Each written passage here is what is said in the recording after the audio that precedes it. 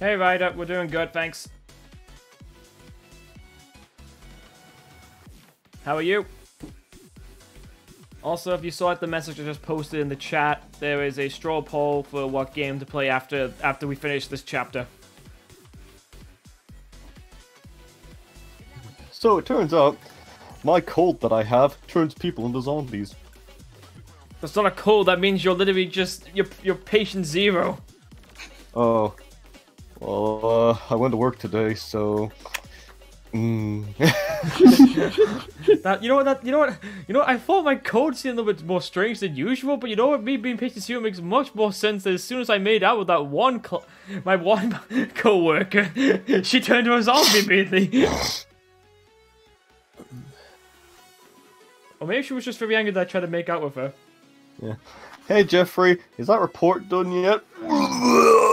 Hey, don't you take that tone with me.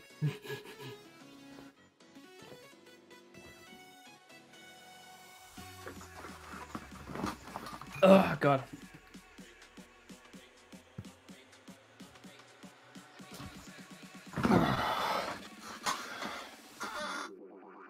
That's good to hear, dude.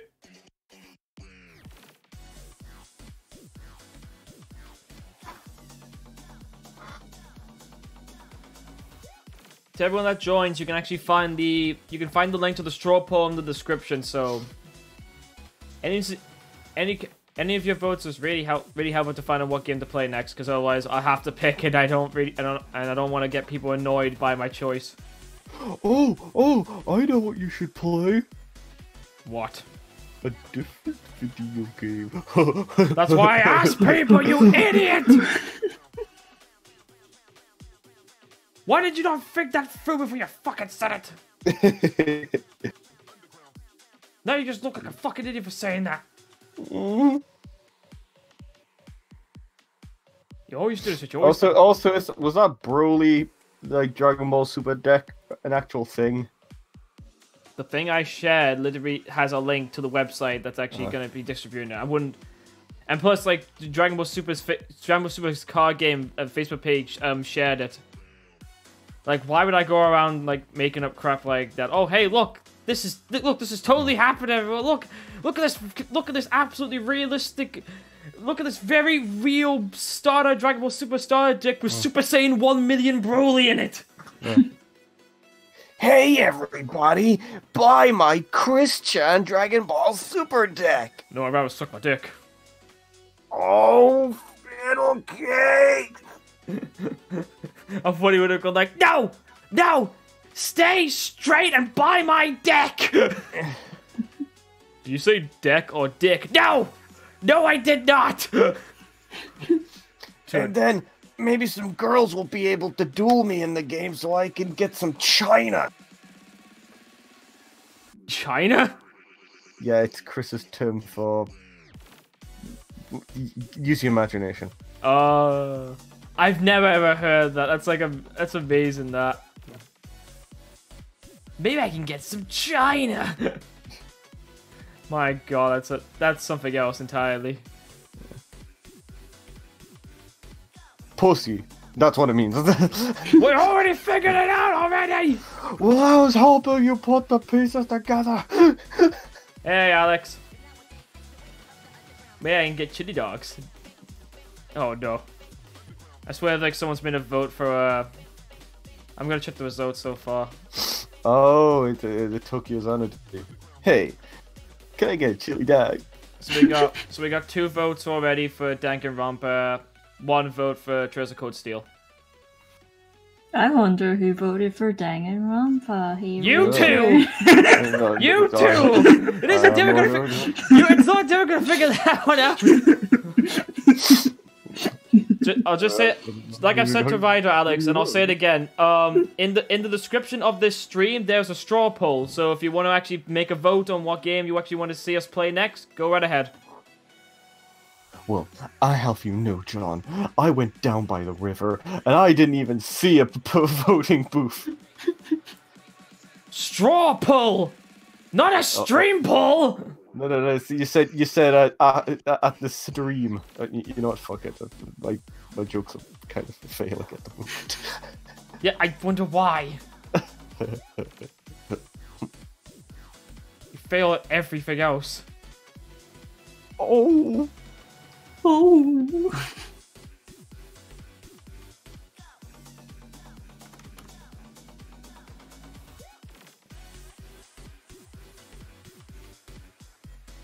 Also, if you're a fan of Delta Ruin, we got a remix of Rude Buster, the battle theme.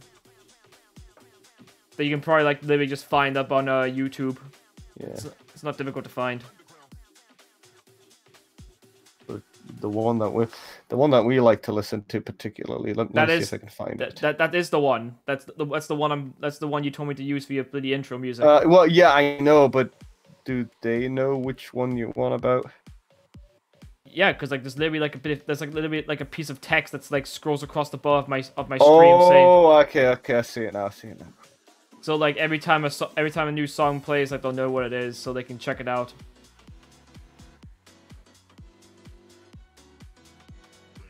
So we'll be starting soon. So let's see.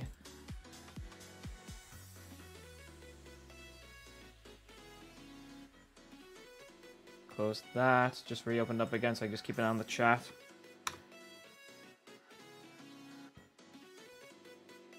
Ooh, we gotta split down the middle right now for Trails of Cold Steel and Danganronpa. Oh boy. Depends on what happens afterwards. If more people come and join in, like Lemon. Maybe if we fuse the games together, we could get Trails of Cold Danganronpa. Or you know, you could just go on Trails of Danganronpa. That'd be like a weird concept. Like literally, like every single person in Class 7, we would be like, they'd be the only ones that are not suspicious, and like they'll just be like thinking everyone else is just the murderer because let's face it, like everyone in Class 7 like trust each other because they're all good friends. Everyone else in fucking Danganronpa's like, I hate you too. There can be only one. It's like that one thing. It's like that one joke thing I did for one of the Trails of Cold Steel. I was like, "Why I don't like you? I don't like you either. Well, that means we can't work together." Ah! It was just like a Richard and Curtis. All right, so. And you, Fee. Yes, and that as well. I'm gonna get whatchamacallit. I'm gonna get the game sorted out. So just give me 1 second. Trails of Blue Sky was funny as hell. Trails of the Sky, not Blue Sky. Sorry, Trails of the Sky. Yeah, Trails of the Sky, where it's like the dad and this dog having a bitch slap contest. That was great. Yeah, just give me a second. Just making sure I've got everything. The Trails of Cold Steel Danganronpa crossover with killing each other. Trails of Cold Steel for the win. It hasn't been decided yet because the vote still needs to be. Because there's still like someone needs to make another vote. I'm gonna have to be like the fucking deciding factor. Just gotta make sure the fucking audio levels are fine with this. Because I don't want like to be a situation where like we're playing and like there's no audio coming from the fucking game. Well, that's like my worst fear like ever with anything. It all comes down to how many people want to hear the sexy voice of Teacher Sarah in Trails of Cold Steel. We're not up to that bit yet. We still like. I think we because I double checked to see where we last were. We just finished like having like a meal, like helping what's he called Eustace's uncle make get like a specific recipe, and like it's that one. And we said like like Emma's had like ingredients of chair in it. Chair. Alright, so let's get down to business and finish this fucking game! Let's get down to business. To defeat the Huns. So, here's the question, Emma. Are you going to be Ayumi or are you going to be Naomi? Ayumi will murder my fucking soul. I'll do Ayumi then. Okay.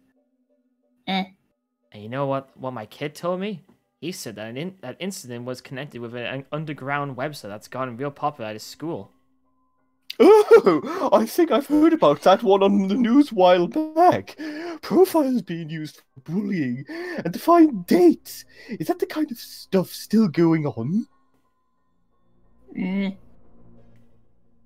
Well, the news has stopped covering it, but it's still happening from what I hear. I wonder if my kid goes on any websites like that.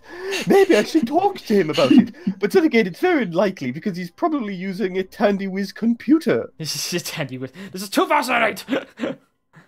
And it's still good after being like 20 years old. It was late afternoon, right around the time students were returning home from school, and here I was again, standing in front of the house of the intercom at the door to Seiko's house. I've been here for over an hour now, standing, staring, wondering whether to push that button. I must have looked very suspicious, especially since I've been here yesterday and the day before too. And each time I wandered I just wound up going to the house. But today would be different. That's what I told myself.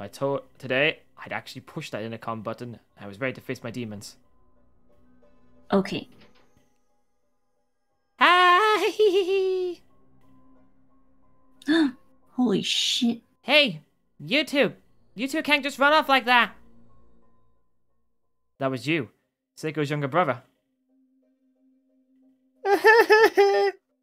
All right, line up. Make sure you got your shoes on tight. There we go. Hey, strain that hat. Leon. Very good. I think we're ready now. Take my hands, please. Now, you think you two can behave at the market? Kay, Aya? You bet. That's what I like to hear. I made sure I head out of sight while they were leaving the house. You and those two other kids were definitely Seiko's younger siblings. They were the reason I come. They were the ones I wanted to see. I had no idea what to say to them, but I knew for sure that Seiko existed, so I had to say something. Maybe I'd show them this cell phone picture and tell them, hey, this is your sister, and ask if they remember anything about her. It's not gonna work. In all fairness, though, to them, it probably doesn't even have an image on there. It's probably just a blank screen. It'll be okay. I just need to explain myself. They understand. They had to. I made up my mind. Now was the perfect chance. I stepped out from my hiding place. Hey. Barely made out a single word before I felt someone grab my arm from behind, holding me back. Who the fuck's there? What the fuck are you doing? Oh, what the fuck are you doing? You're the one going after children. You're not sneaking up on people. Because I have good intentions, I guess. I guess. I understand where you're coming from, but you can't do this. Our class rep Shinozaki was shaking her head at me.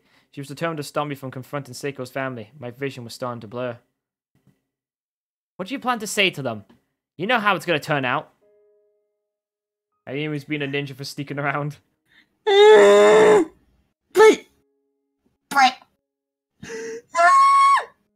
I can't hold back my tears any longer. I squatted on the ground and looked at the class rep, who was staring back at me with equally glassy eyes. And then we both pissed ourselves. That's Hopi. There were only a handful of people in the world who could truly understand what I was going through. Only those who returned from Heavenly Host Elementary alive. Only Shinozaki, Sadashi, Kishinuma, and Yuka. As for those who lost their lives there, Seiko, Suzumoto, Morishige, and Mishishido. We came back to find that their very existence was wiped clean from this world entirely. Nakashima, hey. I was walking home, defeated and dejected with the class rep at my side when she suddenly addressed me. It sounded like she wanted to tell me something. I've been doing research these last couple weeks at the library, looking at information about the Shinozaki estate. That's the house where Yoshi and Sachiko Shinozaki lived. The place that the beings in control of Heavenly Host once called home. And You might recall that the newspaper article we found about the kidnapping and the murder incident gave precious little information about Sachiko. Aside from the local papers, nobody even bothered covering the news about Yoshi's death at all. Digging up this information was no small feat. She was looking down at her feet and kept a steady, quiet tone the whole time she was talking. It seemed like she was leading up to something. But she was kind of an expert when it comes to the ghost and the occult and such, so I trusted her. I wanted to know where she was going with this. It seems Yoshi Shinozaki's former home is here, in this prefecture. It's in the outskirts by the mountains. her home? Like Yoshi's? Sachiko's? Why are you saying it like that? The only person who had that brain damage was Yuka. I think it passed on. Yeah, right in our backyard. It's that close? Yep. Heavenly Hills once stood where Kisaragi is, after all. And since Yoshi Shinozaki worked there, it makes sense her home wouldn't be too terribly far away. Okay. Naho mentioned it in her notes too, remember? That's why she scavenged the original Sachiko proxy for the ritual. So yeah, seems like a good place for us to find something, don't you think? The origin of the Shinozaki family's curse rests within these walls, and I believe there must be some clue there that could help and shed light on it. She had my full attention now. I swallowed hard as if I were taking it all in. I got an address too. If we take the train, we could be there in less than an hour. So what do you say, Nakashima? Let's go and check it out. Right now. The Shinozaki estate. I was haunted by my memories of Heavenly Host, and this would entail visiting the source of it all, where the danger would be far greater, yet somehow. Lead on, Clash Rip. Let's fucking do this. It was right around 4:30 in the afternoon. The day was already cooling into night, and the sun would surely be setting shortly after we arrived at our destination. But neither of us really cared. I just wanted to be there, as soon as humanly possible. If there were even the slightest chance of finding answers, I'd welcome it. The two of us went to the station and hopped on the very next train we could find out to the countryside, grasping at straws for all we were worth. Grasp at straws? I just asked people to do that. I began to wish I'd gone back to change clothes before we left. But if I'd done that, I had to explain to Mom where I was going, and sincerely doubt she would have been amendable to the idea. I could have always just gone anyway, of course, but then I'd be directly disobeying my mother and undoubtedly making her worry sick about me. The class rep and I sat next to each other on a local commute train. I'd never ridden before. There were only two other passengers. Much like us, they were simply staring down at the ground and writing in silence, lost in their own thoughts. Why didn't Ayumi realize during the first game that she was related to the Sachiko because of their last names? Because lots of people have the same exact surnames. It's probably just a coincidence. Yeah. I was also going to say this when you're saying that there was no one else on the train, except for some really creepy middle-aged man. Hey there, girls. Looking for a good time? Oh no, it's Goto! Right! Hey, come on, and back off. Okay. Oh no, it's I don't do anything with my balls again! These last couple of weeks have been brutal. All five of us who survived were feeling it. We were more exhausted than we've ever been in our entire lives. But no matter how crazy people say we were, no matter how much our souls ached from the memories, we can never forget Seiko and the others. Every photo we had of them, though, be it on film or digital, had its faces blacked out completely. And the scariest, saddest thing I could imagine was the passage of time, because eventually I knew I'd have trouble remembering what they looked like. Listen, I want to run something by you. We're the only ones who have any memory of Miss Yui, Suzumono, Shinohara, and Moshik, right? Because if you die in Heavenly Host, it's as if you never existed in the first place. You're erased from the collective memories of everyone in the real world. Why would you bring this up? I just looked down on my knees, trying unsuccessfully to fight back the tears that were welling up in my eyes yet again. Well, have a look at this. Listen to the music, guys. I know the music. It's there. I can't ignore the Shangri-La. Naho's Nods. Nons. Yeah, it says nods. I thought I was saying nonce for a second. I'm like, nonce? No. Nods. It's the Netherworld. It's just that Spirit Medium Girls blog, right? The What version the of fuck you showed me this for? This version of the course party opening music is so good, and it sounds very sound depressing, which is fitting for the characters that went through. Yeah, true. Doesn't anything seem odd about it to you? The blog's final entry was the one detailing the Sachiko era after Ritual, but we already knew that. There were no updates after it because... Wait, didn't Naho die? Right. The class went nodded and looked into her eyes. Naho lost her life in Heavenly Hills Elementary School, just like everyone else. But how can that be? What the fuck? I'm not sure of the reason, but this is proof. This is positive proof. Proof that not everyone who dies in the school gets erased from history. I checked on our mentor, Mr. Kabiki, too. He also died in Heavenly Hills and Heavenly Hills. But just like Naho, there's still ample record of his existence. I was leaning on the edge of my seat, leaning in close and hanging on every word. She flashed me a smile. So let's not give up hope, okay? Okay. I was crying hard now, but for the first time since we come back, I can see the tiniest, faintest glimmer of hope in the darkness. There wasn't much to go on, but it was easy the best news I had in 2 weeks, and it made me feel a lot better about this impromptu trip. Even just this one vague clue improved our chances of finding something at the Shinozaki estate significantly. At least now, we knew what to look for. Oh look, it's that one station. Now arriving at Kishi's station. Oh, it's Bagheera again! Hello! I can tell you about everything about trains. Have a crow! Books. God. Oh, the blood! Guess we're here. Man, we're really at the boonies, aren't we? I almost said boobies. The air smells so delicious. It's nice, isn't it?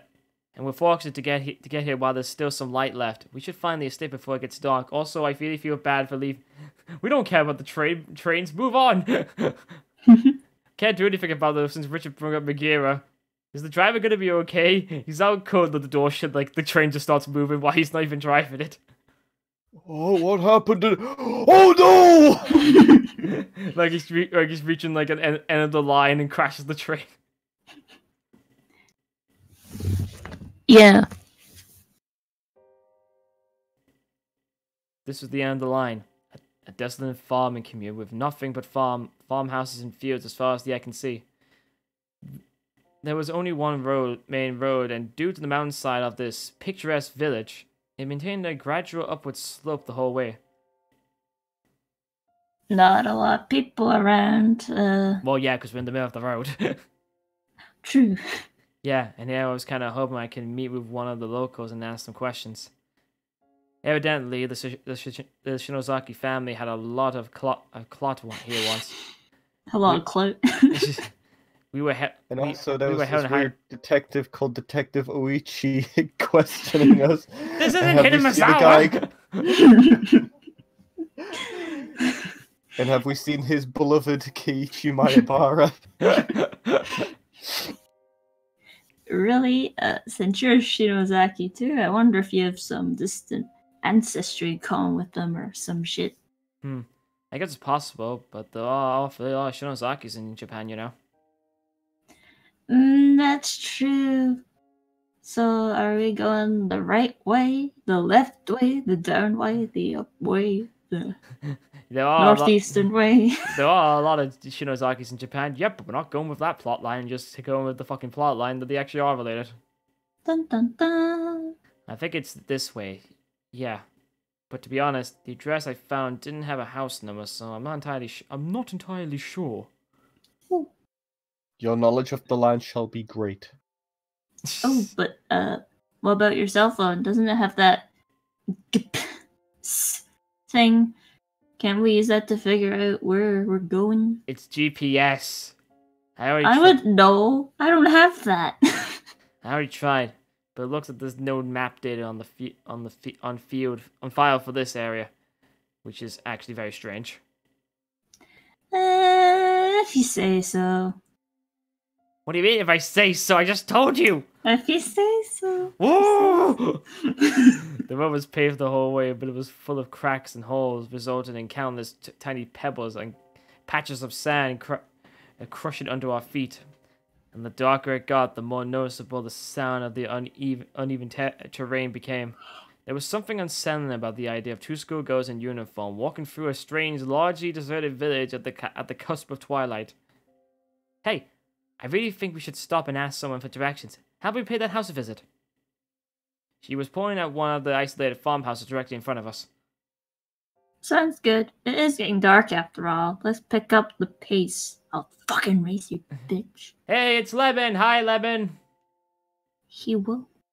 Oh yeah, Lemon. If you check the description of this stream, there's a straw poll to vote on which game we play next. So if you like, you can leave your vote. I should have probably also told people that thing actually has a multiple vote system, so you can put down multiple votes for games. You could put multiple? Yes. I think you can't put multiple on the same one. Oh, okay. Hey, dudes, I voted, but no Minecraft. well, it isn't Lemon. Hello. Excuse me! Hello? Maybe they're not home. Let's try someplace else. What you mean they're not home? She goes Chinese. What you mean? We're Japanese, Ayumi. You didn't go that far out. You didn't go that far out of the town. That scared the shit out of me. What was that? Ah! Yeah, I don't like this. Let's get away from here. Ryder, greetings again in my own nemesis JK. What's up?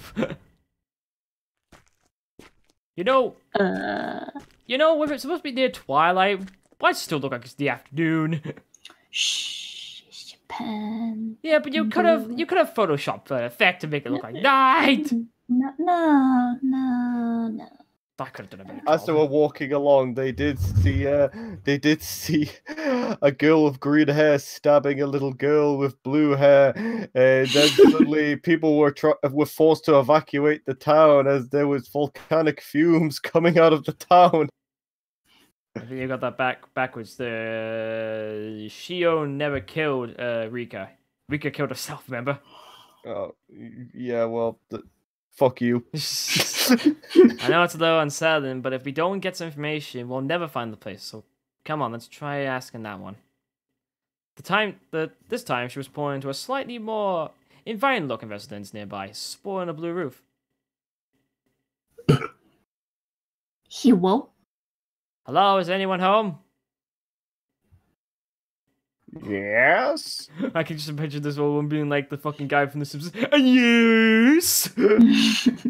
Why, most certainly is. Oh, Mr. Clausen, something quite wonderful has happened. I know, yes. Good evening, miss. We're a bit lost, and we'd be very grateful if you could help us find our way. I can see the figure of a middle-aged woman through the frosted glass door. Oh, yeah, you can kind of see something. Look at this actually. Yeah, I saw something as well, and I wasn't sure if she was actually going to open it for us, given that we were strangers, and she was, by all appearances, a woman alone in an isolated house. What's all this, then? Good evening. I'm sorry to bother you so late. We've come all the way from Fujisawa, and we're trying to find a certain residence.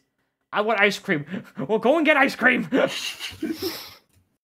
Oh my, what cute little visitors. And coming all this way with the sun going down, no less. Thank goodness she seemed like a perfectly normal, perfectly kind old woman. Although her voice was a little bit weird. I took my place next to the class rep and bowed my head in respect. So, where is it you're trying to go, then? Wait a minute, is that Oishi in there? No, it's not Oishi. You sure? I'm trying to just elongate the voice. Yeah. I'm trying to reach this address, but I don't have a house number. This is all I know. Let's see here. And what business do you have at the Shinozaki estate? Uh, actually, we're investigating something, right? Oh, yeah, that's right. It's first school assignment. Yeah. Some school assignment. The old lady's demeanor changed in an instant. She made herself as large as she could and began pushing us out of her house. Ah! Miss, is something wrong? Get out! Get out! Get out of here! You have no business in this town. What? What was that all about?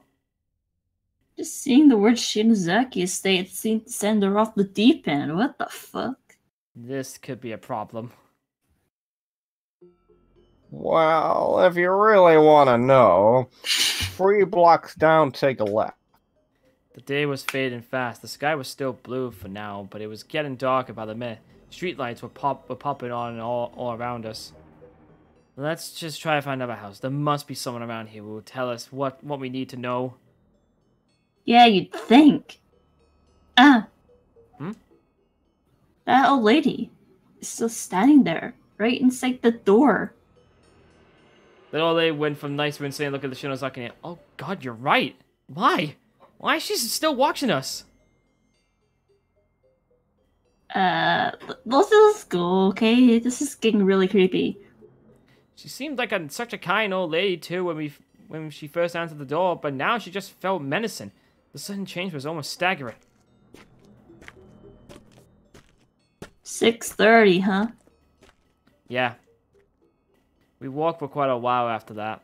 The fields and trees were becoming more plentiful, while houses were becoming much rarer sight.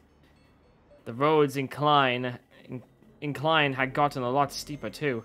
We were literally climbing a mountain now, and the likelihood of finding the house we sought, or any house at all, seemed to be lessening with every step. Ah! A car coming! Watch out, Nakashira! What do you mean? Oh. Whoops. Arigato? The woman is watching you because she is possessed by an evil spirit. You'd think that. We pushed ourselves against the guardrail and waited for the car approaching from behind to pass by before we continue our trek. It then stopped and pulled over. Hello, ladies. Alright. No, I'm being serious. It's not Godo. What are a couple of schoolgirls doing in a place like this? It's dangerous to be walking in the road, you know. The mini pickup pulled aside alongside us, and an older gentleman stuck his head out the window. He seemed like a sociable sort. We're actually looking for the Shinozaki residence, if you have any idea where that is. Shinozaki? Oh yeah, that's the old Shinozaki estate. It's up that way. Deep in the mountain. Just up ahead. Yup. Well, that's good. Been going the right way after all. Yeah, but it's ways in there. If you're thinking of walking, it's gonna take you a good long while. Don't know what business you got a place like that, but hop in if you want. I'll take you up. That voice, though. The classroom and I looked at one another square in the eyes. He seemed a little shady, but it was getting pretty late, and as they say, beggars can't be choosers. We wouldn't get another opportunity like this. So we thanked the old man and got in his truck. Truck's supposed to be a 3-seater, but it's kind of crowded. Sorry about that. What do you mean? The truck's supposed to be a 3-seater, but it's kind of... That doesn't make sense! That's quite alright. We're very grateful. If we kept on walking, it would have been nighttime before we fucking knew it. So you know. No, duelist. That's I'm doing Mr. McVicker's voice.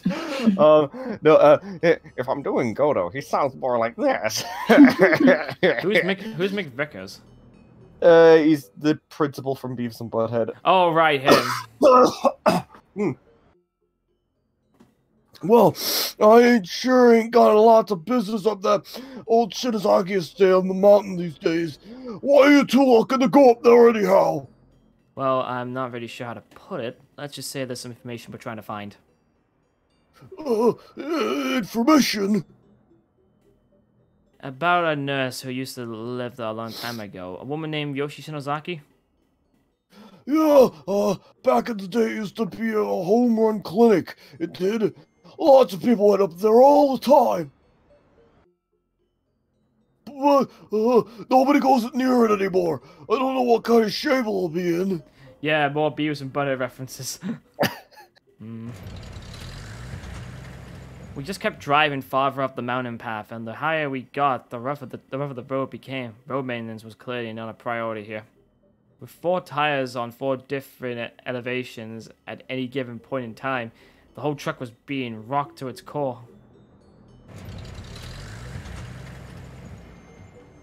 Ow! Lemon says Cornholio. I am What's the Cornholio! little bastard doing in the middle of the road? Beep, beep. Get out of there, you maniac! You can't take down the great Cornholio! Gets run over. Are you okay? Yeah, I'm fine. Just glad I'm wearing my fucking seatbelt. This is quite the road, isn't it, mister? Ah! The ambulance driver was starting to frighten me. I could see Ayumi's head bouncing up and down. It honestly felt like we were in a runaway vehicle. Did these guys realize that they were cursed with the Shinozaki curse and never returned? Oh, mister, aren't you going a little fast? Ah! Ah! Oh!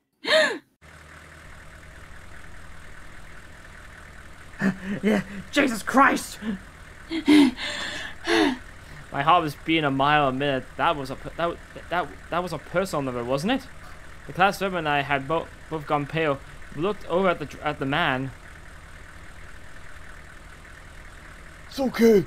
Whatever it was, I didn't hit Cornholio. What?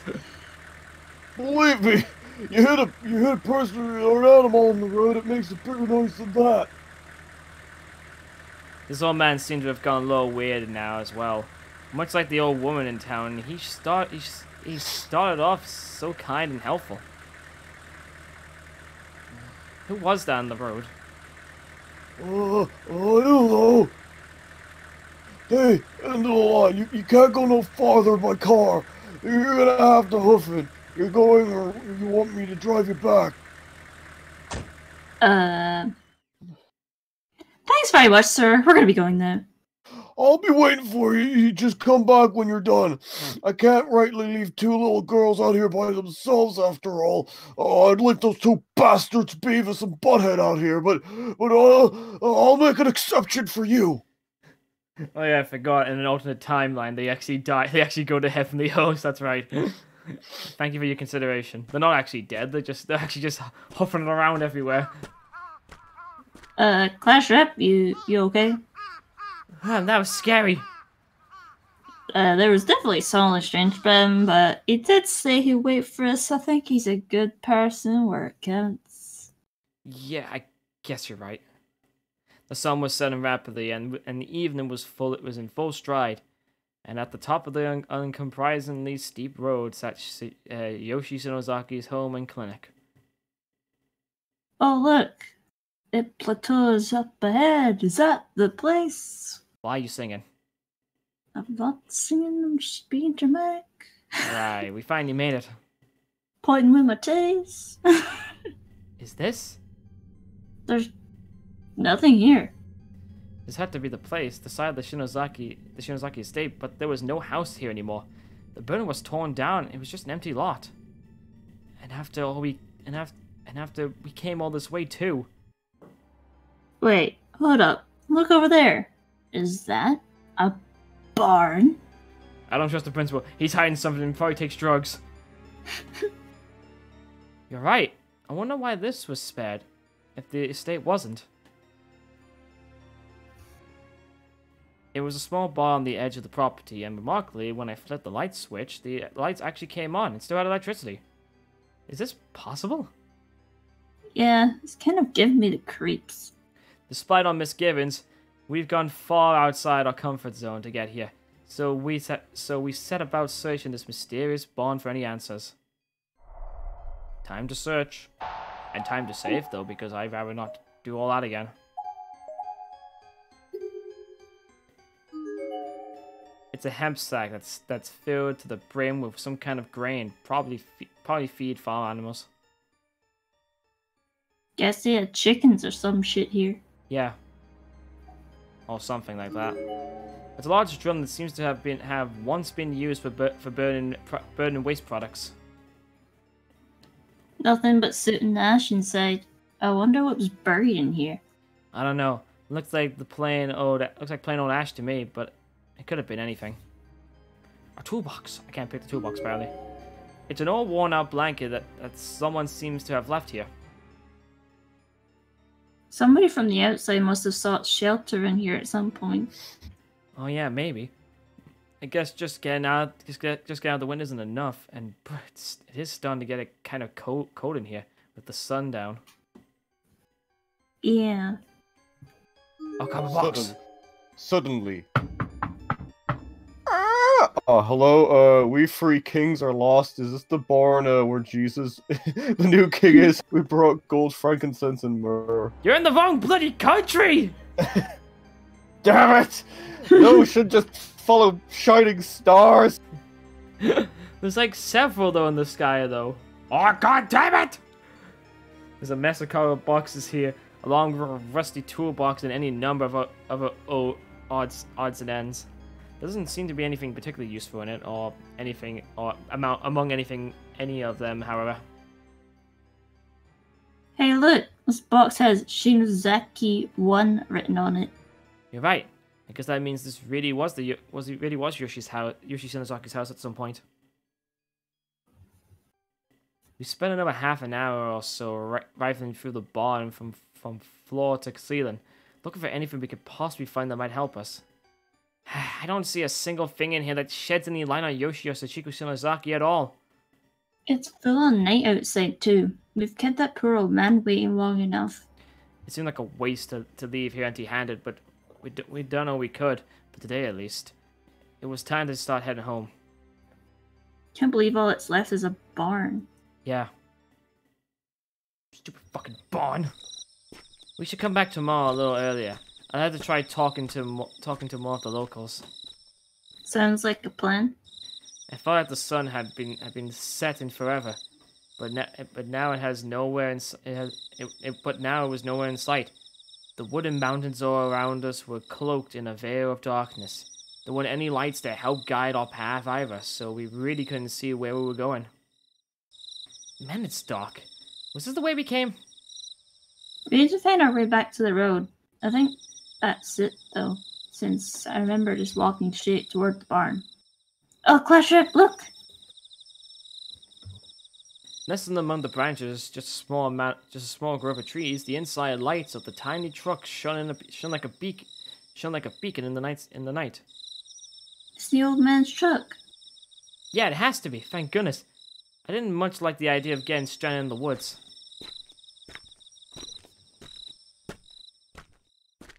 I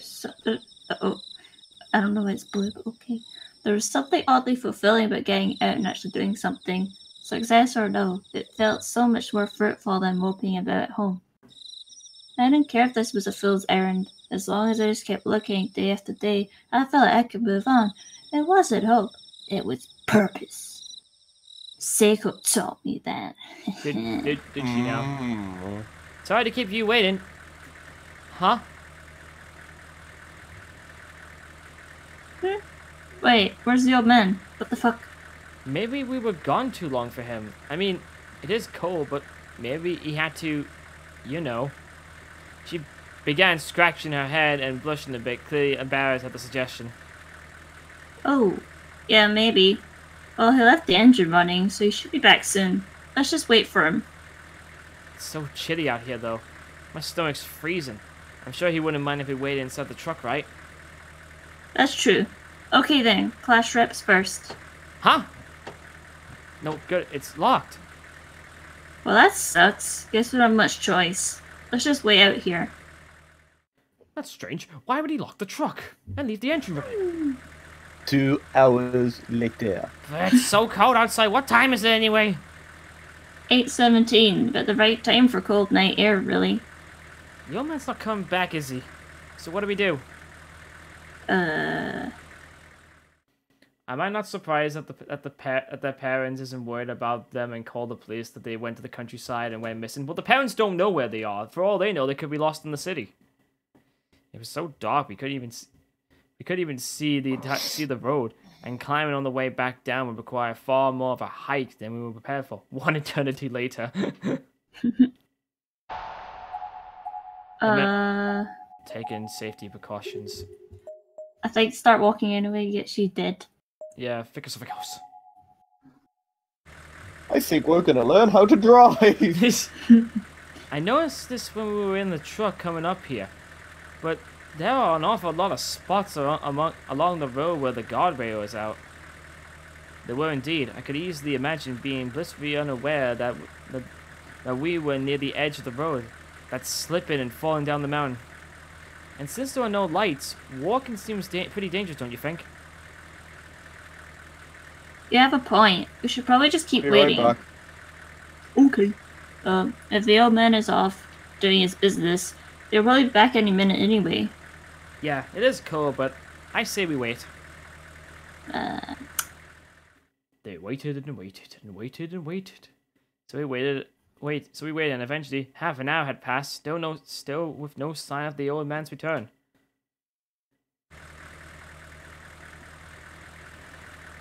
Where on earth could he be? I don't think he's coming back.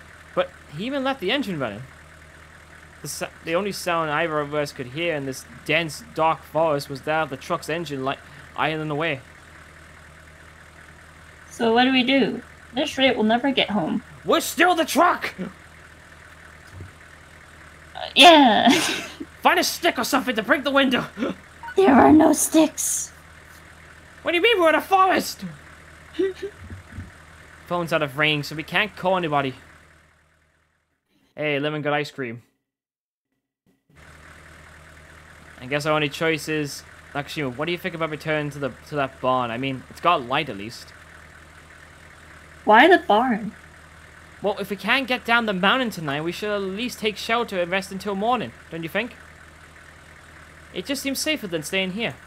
Use Ayumi's body to break the windows. You know what? That's probably the best thing you should do. So we're going to spend the night? No! Come here, Ayumi! We'll use you as a baseball bat! No, wait! I shuddered at the thought of spending the whole night on this cold, dark mountain, but she was right. We really didn't have much of a choice. I agree with her that this was the only real course of action that made sense, but... Safer than staying here? Yeah, I just got a bad get a bad feeling from this road, or from this whole mountain, really. It's like there's some kind of presence, and our best bet for dealing with it is to go someplace well lit and get out of the elements. RP for Ayumi from breaking the windows. You feel a presence? Is it something we should be afraid of? Oh no. I'm not even sure if it's a person or something else. And what could...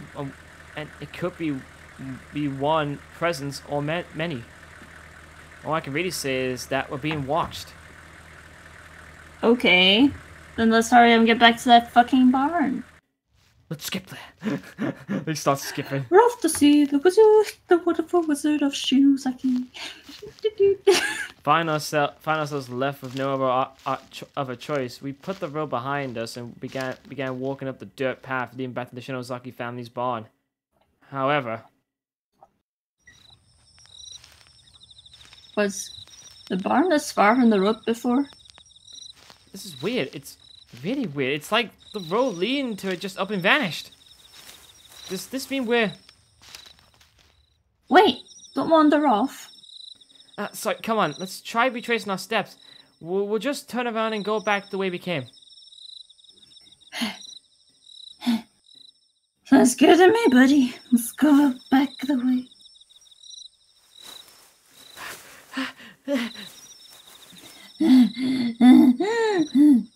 We are going the right way, aren't we? Shouldn't we be seeing the road soon? Where are we? Oh, God, no, we're lost. Lost in the middle of a damn forest. What? Yes, we were definitely lost. There were literally nothing but coniferous trees as far as the eye could see. In every direction, dark, looming trees. The tall, thin forms were casting a web of shadows all along the mountainside, obscuring our vision of anything at all outside of our immediate surroundings. Don't you have a compass on your phone? Yeah, but it won't work. It uses GPS. Oh, it does? We can't call. Why can't the stupid thing get any location there? God, what good is it if it craps out on me when I need it the most? Head of living. Huh? Did you just hear a voice? I can make out what I was saying, but fuck yeah, that sounded like a person. Maybe it was just the wind in the trees, though. Oh, no! Oh! Oh! It's Vanos! No! Oh, this is his habitat. Wobbles! Wobbles! Ah! At any rate, we need to find our way off this mountain. Do you have any ideas? I mean, we shouldn't just wander aimlessly. That's true. If we got lost in the mountains, they say you should never head towards low ground. I didn't know that. The best course of action is probably just to stay in place and wait for daybreak. But it's cold and we have no tent. Maybe we huddle together. That's kinda gay, but I'm good to walk at least a little longer, so I bet we keep at it for a bit. If we get near enough to the road, we might see the truck. Okay. While all of this was happening, now, in order to calm everybody's spirits, a little bit of ASMR while I eat pizza. No, you will not! Stop it! No! Ow! You hit my pizza out of my hand! Good. I swear we've walked right by those trees already. There's no way we could be walking in circles, is there? Everything looked the same up here. No matter where we went, we both began to wonder if we were making any progress at all. Why aren't we going forward? Ah! What is it? Man, Richard gets slapped at every stream. Over there! I heard something. Where was it? Where was it, girl? Ah! Ah! God, what's next? What the fuck was that? Don't know, we didn't get to see it. Oh yeah, we didn't. Go away, Vanos! Ah! What? No! We kept clinging to the faint hope that we might soon emerge from these endless woods, but all that got us was a good 2 hours worth of slogging. The rough terrain was killing our legs, and our stamina had been worn down to the bone. We can't move anymore. The class rep plumped herself down onto a bed of dry leaves on the ground, and just as she did. Oh, class rep! Look! Hmm?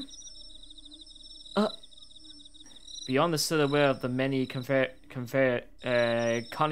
at the edge of our vision, a faint light could be seen. We're saved! Thank you, Dakashir. Thank you for noticing that. No problem. Let's just fucking go. We were both dead tired and our legs hurt like hell. But we forgot all that, the sight of the possible salvation. We just took off running. As it happens, the bomb we've been looking for all this time was the source of light. Those naked light bulbs shone like beacons in the night sky. Thank God. Oh, it's the barn. I thought it was going to be the old man's truck. Yeah, me too. This seemed better. The barn's what we were looking for, after all. But I don't remember leaving the lights on when we left. Do you? We Should have shut them off, yeah. It's certainly possible we didn't.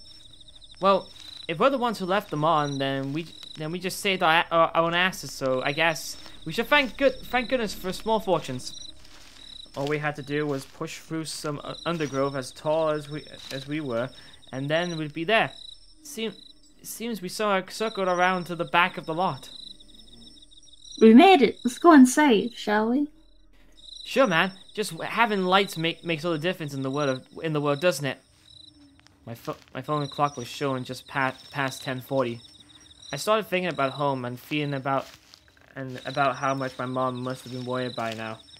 Feeling a bit sad, and I hesitated at the barn door when all of a sudden, the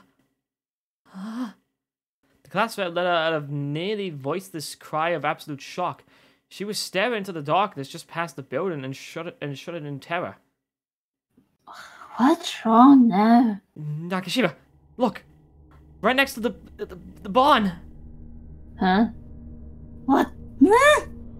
What I saw there was something that couldn't be something far beyond my imagination and comprehension alike. Where the fuck does this come from? How can that? There, where the Shinozaki estate once stood, in what was nothing more than an abandoned lot only a few hours earlier, an old humble residence now rose above us. It seemed almost to be floating in air, but it was very clearly an actual corporeal building. The two of us stood there staring at it for several minutes, completely dumbfounded. Why? It wasn't there this evening, was it? It wasn't. It definitely wasn't, but... So why is it there now? How should I know? I had goosebumps all over my body, and a cold sweat began tracing lines down my back. Is it just me, or is it glowing? What are we even looking at? A glowing house! Well done. You did ask the question! Sure. Aside from its more inferior qualities, it was just an old beat-up two-story farmhouse. But sure enough, the name on the plate on the door read Shinozaki. What plate? I don't see a plate. Oh, you mean that thing right above you a plate in a minute. A random ghost house appeared out of nowhere. We know where this is going. Yeah, let's just go home. This was rather Okay, let's go home. Let's see the blood drive. The house where Yoshi and Shinozaki lived.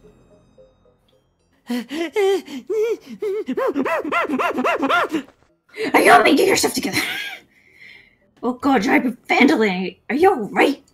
God, you pussy. The class rep raised their hand to stop me from intervening. I'm okay. Well, thank you. I just have to keep my mouth shut and it will pass. Thank God.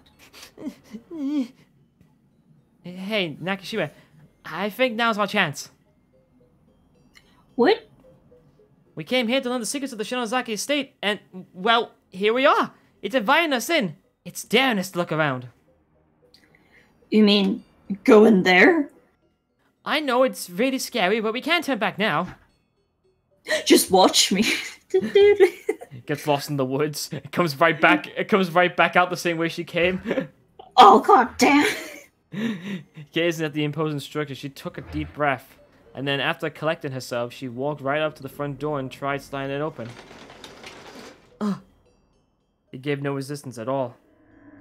Let's go. Wait. Nope, go in it.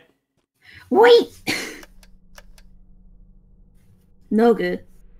The Phantom Estate had no power, it seemed. The barn still has working lights, but not the main building? Fortunately, there was a flashlight on a nearby table. The class rep picked it up and switched it on, illuminating the wall across from the entrance. Not that there was much to see. The entrance itself was extremely small, breaking off to the right at a solid wooden door just a few steps in. A quick pan to the left then revealed a steep hardwood staircase leading up, and that was pretty much the entire room. Be careful, the energy in here is strong. I don't know what you're talking about. I'm perfectly fine. I don't sense it. She'd gone completely pale. I could tell just by looking at her she'd sensed something. Her eyes shone with a mixture of terror and determination. It's much darker than Heavenly Host. The energy in this house, it's jet black. Sorry. Really? Don't let your guard down. Not for 1 second. Thinking back, our first steps into this house were basically the start of it all. It was at this point that we left the world of the ordinary far behind. Simply being able to see these walls, these floors, these ceilings with our naked eyes directly defied the laws of nature. The house itself was a ghost. Literally anything could happen in here. I knew that and was doing everything I could to brace myself for the trials ahead. But the fear was still there and the shaking wouldn't stop. I don't really know how to explain it, but there's something like a literal wave of emotional turmoil cutting right through the air in here. Well, if that's the case, Ayumi, you need some ASMR. Here's some Coke. Listen to the fizziness of the Coke in the mug. Does that relax you? Is that soothing, Ayumi? No, it's not! Oh, okay. It's pretty deeply integrated too. I wonder what happened before the space was torn down. I didn't even get slapped for that, so that's a plus. You shouldn't have said that. Do you want one? No, that's not necessary. It's totally fine. Do you want one? No! You're getting naughty! Ah! The shoe cells are full of dead rats, and each one of them, without exception, has had its stomach dug out. Maybe they ate each other. Hopefully they ate each other. They ate each other out. But Get out of here! The door isn't locked, nor is it sealed shut like the school, but it's still won't open. There seems to be something heavy blocking it from the other side. Well, that's not going to help us at all. What's not going to help us? It's an old picture frame, but the glass is broken. There's no picture inside. Then what's the point of a picture frame? Because it looks nice. It's a landscape painting of a lake somewhere. It's hard to tell in this light, but it looks almost like the lake its surface is compromised entirely of outstretched hands reaching up from below. It can't be much more unsettling. Oh, hot! Oh, bloody hell! Look at the structure. This is such a weird fucking structure. It is. This mirror frightens me. Without not looking into it at all if I can help it. Why not? Well, a mirror is an object that people peer into. And over time, their thoughts and feelings can burn themselves into the glass. It's very common. Now that you mention it, I guess mirrors do kind of make me feel like I'm being watched, even though I know it's just me there, you know? No, that wasn't me and Nakashima I just saw now. It looked like Sachiko and Shinohara. Maybe it was just my imagination. I wish we could have seen that! Be nice to see do you know what the house reminds me of? It reminds me of Clock Tower 23. I can just imagine Alyssa coming down going, "Hello there. What are you doing in my house?" The Japanese style floor toilet. Every part of it's distressingly filthy, and there are spider webs strung up along the insides. There's blood on the floor here. It's old and dried out, thankfully. But But you do have to wonder why nobody would have bothered wiping it up.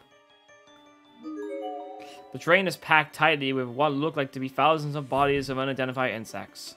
Lovely, I love insects. I love coming to the bathroom and seeing that.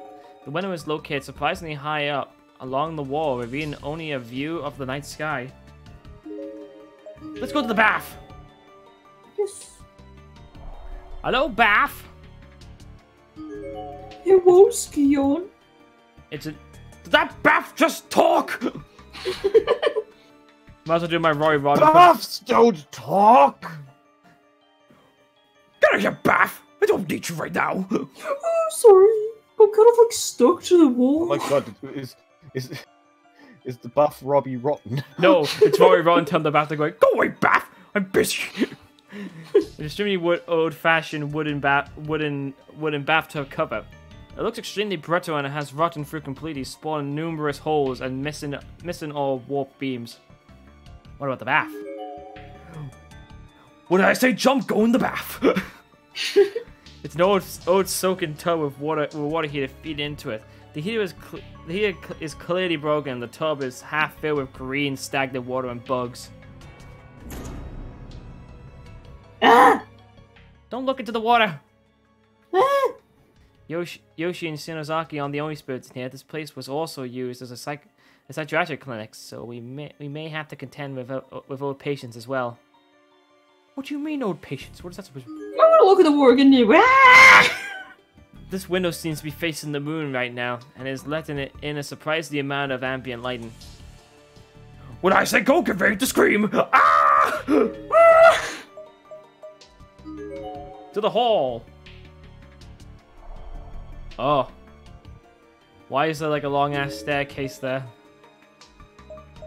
To the living room! Oh, you know.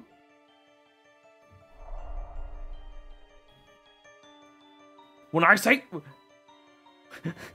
I'm trying to figure... When I say Vab, get ready to dab! Dab.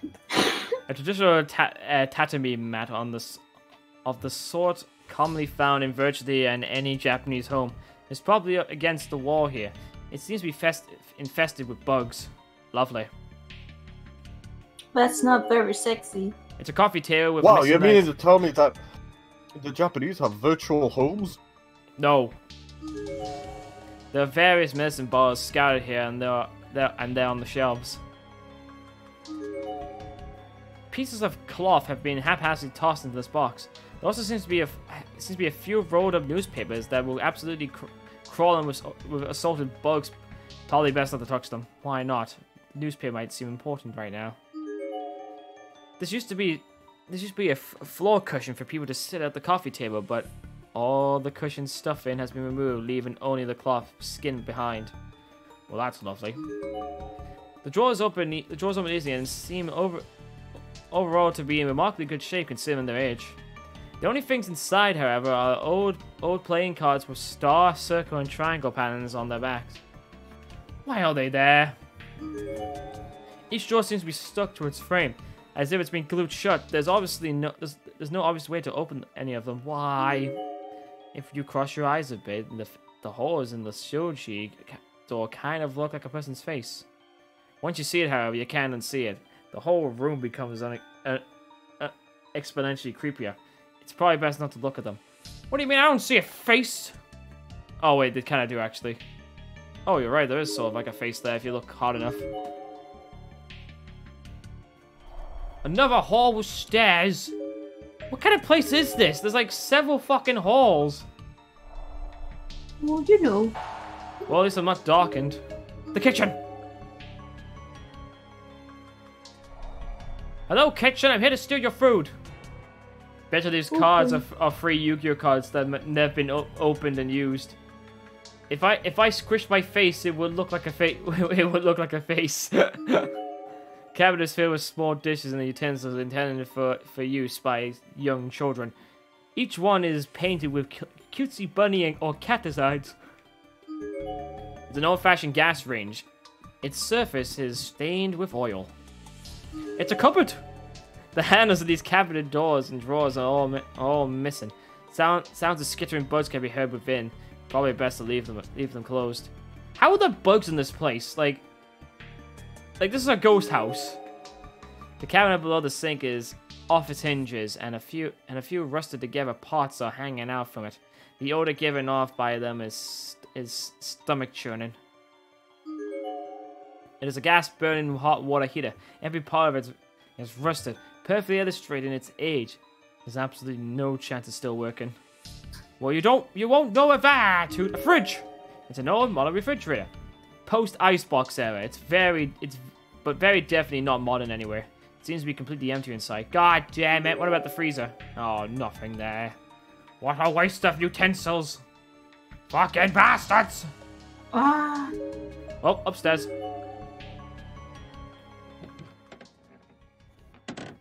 These stairs sure don't feel safe. Ah! Ow! Are you okay? Yeah, I'm fine. Supporters here are pretty well rotted through those, so be really careful. Just hang onto the wall for leverage as you go. It's so weird. This is a house that shouldn't even exist. We can touch everything. We can pick it all up. It's all real. I seem to recall reading about cases before where the house itself is basically just a spiritual echo, but this seems totally different. Well, you're right, it would be, because for one thing, though, this doesn't make fucking sense at all! Whose bedroom was this? This appears to be a bedroom. The sliding doors of the closet is off its tracks. However, the dresser has been knocked over. The room is littered with junk, including a desk and lamp and numerous bottles of unknown contents, and the closet is packed with old beat-up boxes. What the fuck was that? This room also seems suspiciously noisy with creaks and bangs and pops, audible through rapping at the chamber door.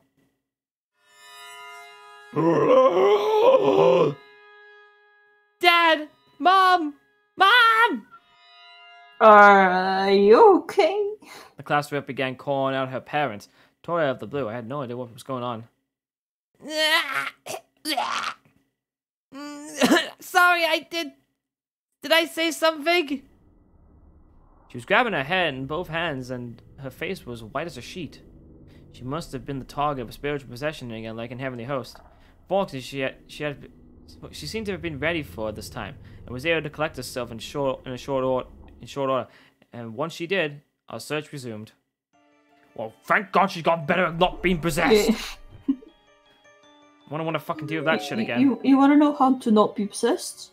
Just don't be possessed. Yeah, that's it. When you're getting possessed, try not to get possessed. Exactly. It's kind of like when you get locked in your flat. Try not getting locked in your flat.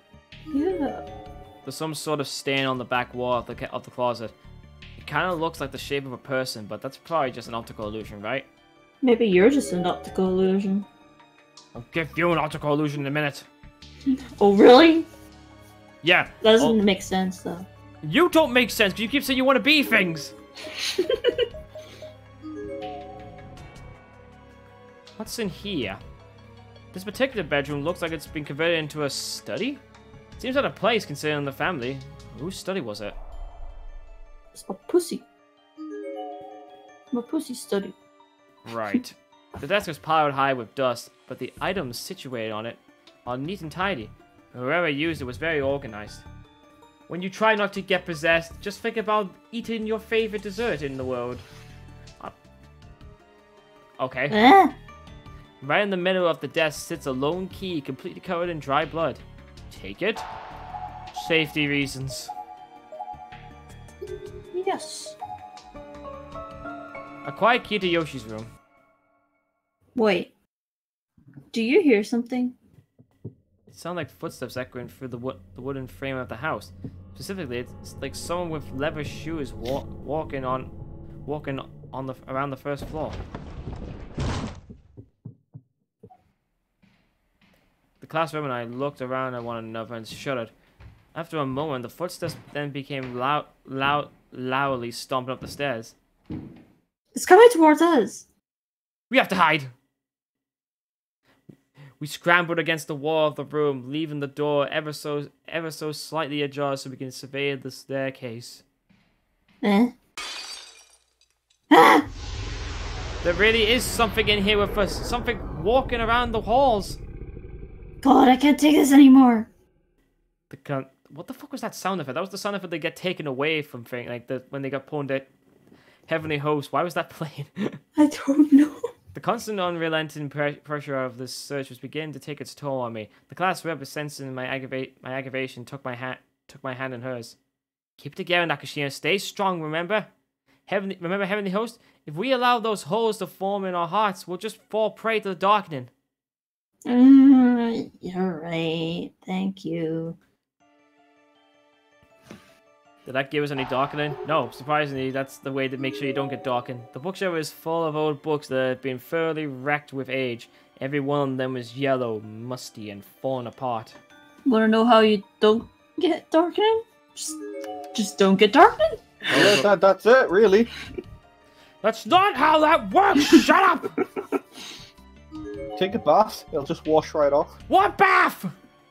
The bath with the bugs in it. The bathroom. You're both fucking idiots!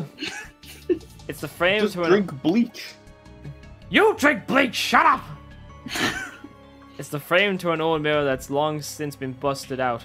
Where the looking glass once stood, now there's a creepy drawing of an old woman.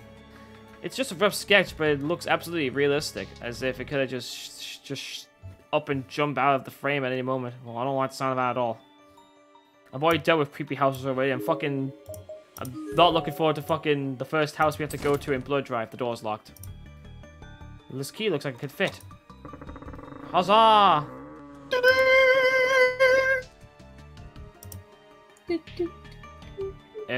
Leon.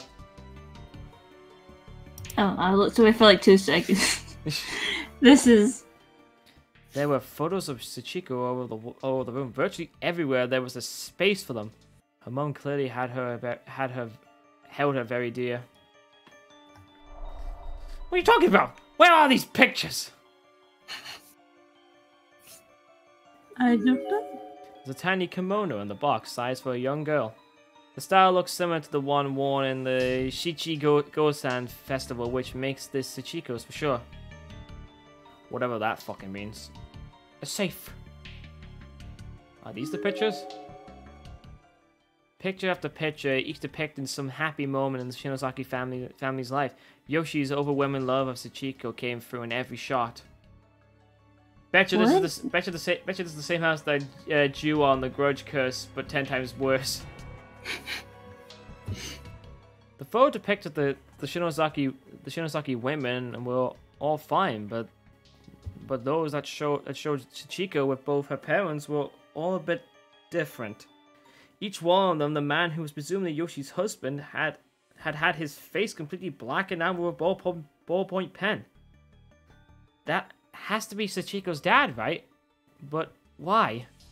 Looking around the room, it really was every single photo that depicted this man. His face was inked out in literally every picture. But why?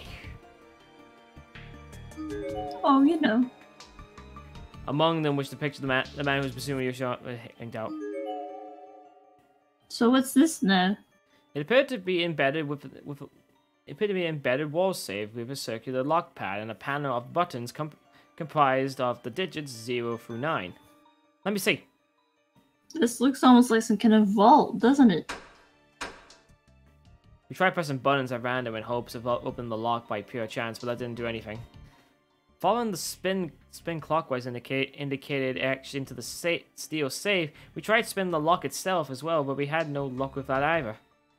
In fact, as soon as the lock made one full rotation, all the buttons were pressed in, suddenly popped back out. So we're dealing with a combination lock safe surrounded by photos of Sachiko from when she was alive. If Yoshi is the one who set the combination, it's probably safe to assume it was something to do with Sachiko. Okay, you have to stop doing that. Okay. You're absolutely right. It must be something really simple. Whoever used this save would have chosen something that they wouldn't forget at all. The question is, what would that something be? We tried a handful of different combinations based on the homonyms, rhyming, and the like. But every time we just spin the lock, hear the metallic funk and walks the numbers we set on us. Sachiko, come on, think. We made it back from Heavenly Hills Elementary alive, so there must be some tidbit of knowledge we can use. What had we actually learned about Sachiko, though, number-wise? All I can come up with was an approximate height, and that didn't work. What about that kimono? That was from the Shinto Shichi-Go-San festival for children of ages 7, 5, and 3. Age 5 is just for boys, and if I recall correctly, Sachiko was a lot older than 3 in those photos, so how about Sachiko's age 7 all by itself? It was a long shot, but... Hey, I got it! Wow, nice job, Nakashima! The area of the wall all around the safe opened up, and like a secret door with the combination lock holding it in place and serving as a doorknob. Beyond the tiny door, a door so small that we had to crawl to fit through it, was a long staircase stretching down into the hidden underground room. Spiderwebs and the dust here is really thick. Hey, come on, I want to see too. Is it some kind of storehouse, maybe? I tried to get a better look at what we were crawling into, but the stairs went so far down that even with the flashlight, it was just too dark. So, this is a hidden passageway that shouldn't exist, inside a building that shouldn't exist. I have an adventure that has reached its peak here. It feels like we're standing at the edge to some realm that's not even part of this world. The class rep looked at me right in the eye. I was scared, but I knew exactly what she was going to say. She didn't need to speak a word. Even if all that awareness down here was an unimaginably horrific end, we were standing at the source of the answers. We were so desperately sought. We were poised to uncover the truth behind the curse of Shichiko Shinozaki. This was the gate to a new world. If we turned back, we regret it for the rest of our lives. So the two of us just looked at one another in the eyes and nodded. We were ready to descend this staircase into whatever abyss lurked below. I don't think even Naho made it this far, so be careful, Nakashima. Stay alert and focus down there, no matter what happens. She began to descend the stairs ahead of me, and stopped and looked back after only a few steps to issue me this one last warning. I nodded again. So same footsteps. There really is something in here with us wandering around. And it sounds like it's on the second floor. They were extremely close. It sounded as if they were poised just outside the door to Yoshi's room, just a few feet away. Psst, Nakashima, down the staircase, hurry! Okay. They fall down the stairs. Ah! And so the two of us fled through the secret door down the stairs. No more hesitation. The wooden steps creaked and groaned beneath us, even more than the ones from the main stairwell. It felt like they might fall apart at any moment. We took one step at a time, swallowing our fear and just pushing onward until eventually, finally, we arrived in a small, damp, musty room underground. Huh? Are you alright? There's a lot of junk on the ground here, so be careful where you walk. Okay. There was no light down here with us whatsoever, save for the class rep's shaky flashlight beam, and all that beam revealed was a mess of books and clutter. With a twist of the wrist, it then shone upon a desk containing a chaotic mountain of books, loose leaf notes, documents, and assorted beakers and flasks. It looked like some mad scientist had done research and conducted all manners of untold experiments down here. What's that? It looks like someone's family tree. The class rep shot over towards a desk, fathering her interest piqued at by a glimpse of a large document spread out on its surface. I followed her lead. Uh-huh. You need like two, don't you? Sorry, there's a desk over there with saw blades and other sharp tools on it. So it's kind of dangerous to stay where you are.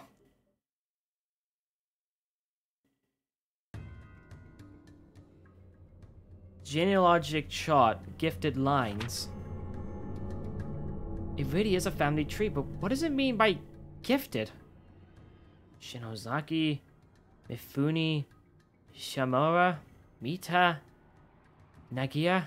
Oh, I recognize some of these names. That's right. It's not necessarily a lie. There were many individuals born in the closing days of the Meijin period who possessed remarkable powers. These people achieved fame for their photographic abilities and psychic talents prior to the so-called Senrigan Jinkin, or clairvoyance controversy. Shuzuku Mifune and Aikuko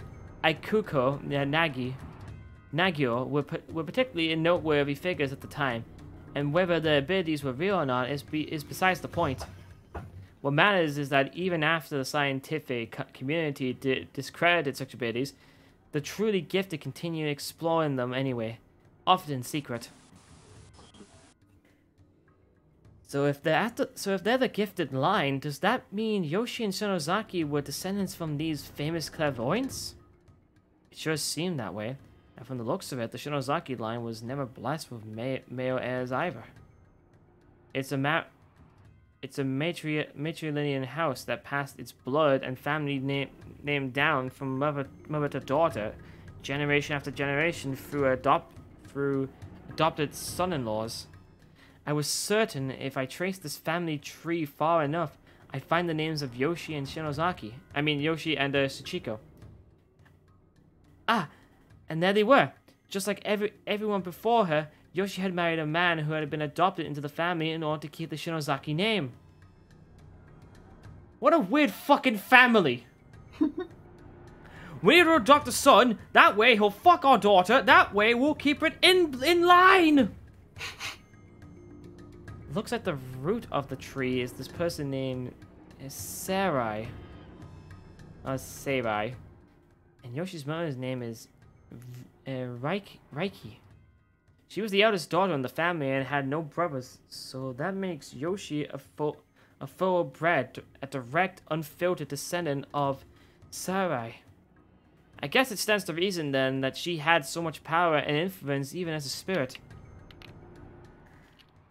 The rapping is getting pretty loud in here. All these adopted fathers who continued the family line died suddenly after their children were born. It seems without even one single explanation. It's like the family line had a mind of its own and went to great lengths to eliminate the blood of other lines once it had served its purpose. These are men who are willing to give up their own birthrights and take others' names for the sake of love. It must have been hard on the Shinozaki women. Daddy's not breathing. No, darling, no. I suppose this was fate that just couldn't be averted. Such a strong spiritual influence. Kane Shinozaki, Hirohito, Ayato.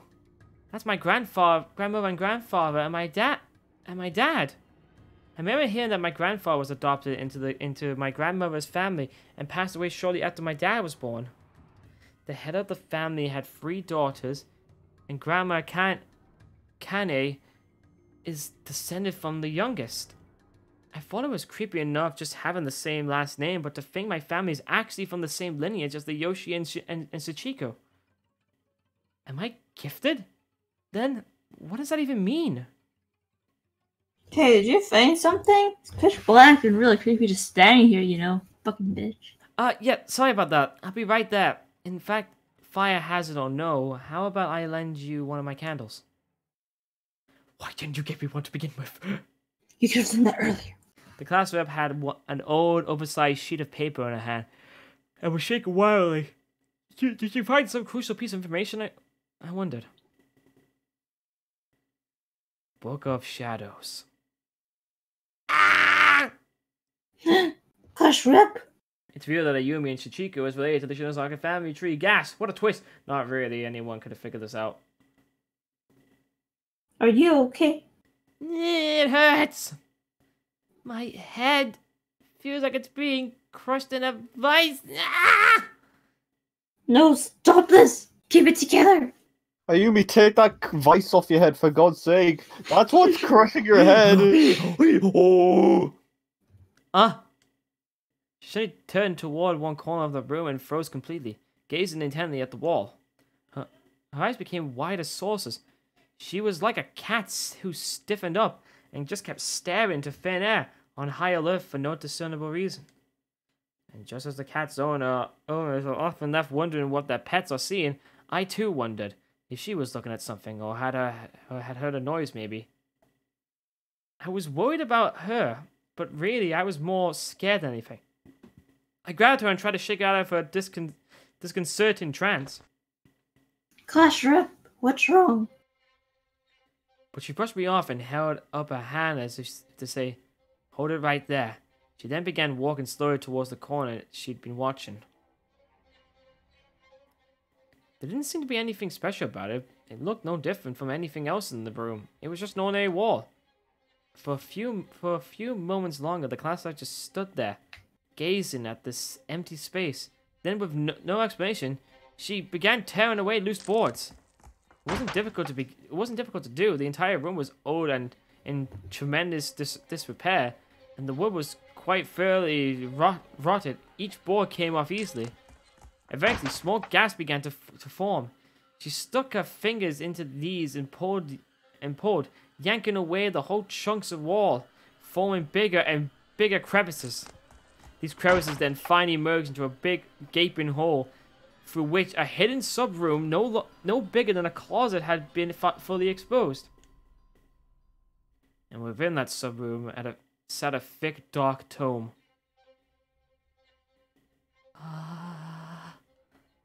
It's the Book of Shadows! Why is this in Japan? What's going on? What's the Book of Shadows?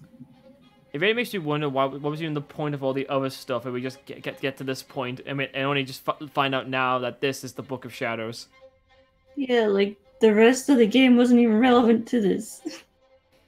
Whatever it was clearly a very old book and it didn't look like it was bound from paper. There was some small animatal patterns sewn into it, all which had certain disconcerting quality about it. In addition, a liquid that looked just as much as blood as it did ink had poured into multi-hue stains all over the lips of the front cover. And that grotesque cover was already unpleasant looking enough to begin with. There's no mistaking it. These pages were made from human skin and animal hide. This is, without a doubt, the Book of Shadows. Sis told me about it. It's a dark tome with a long history of rotten blood passed down from generation to generation in secret.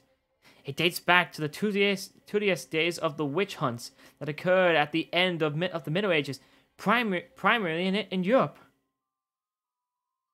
Witch hunts?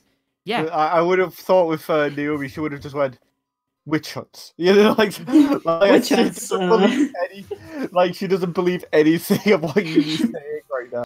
But why would she not believe him when she's been through the shit of going to Heavenly Host? I'm just pissing around. Yeah. Mass paranoia led to the indiscriminate persecution and slaughter of as many as 40,000 people. They were suspected of practicing black magic by making pacts with the devil. So the churches and local communities brought them to trial, where they were almost always subjected to horrible torture and eventually executed, usually in real cruel ways.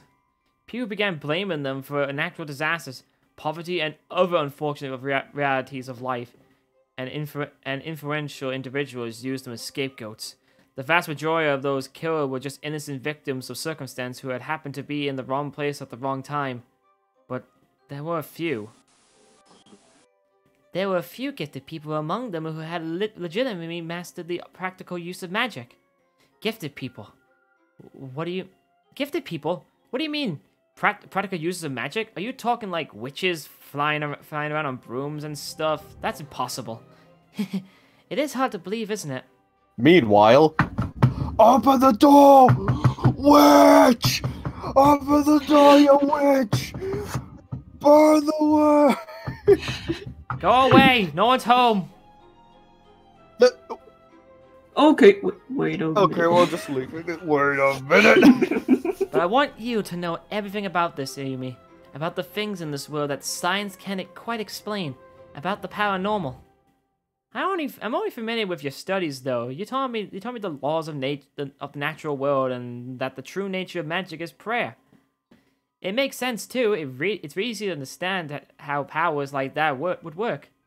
But anything more than that, like flying around on brooms and stuff, that just seems like fantasy to me. And I'm sure that's what Dad and Mom must have thought too.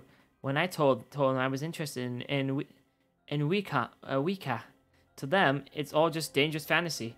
FBI, open the door! You're under arrest for witch hunt!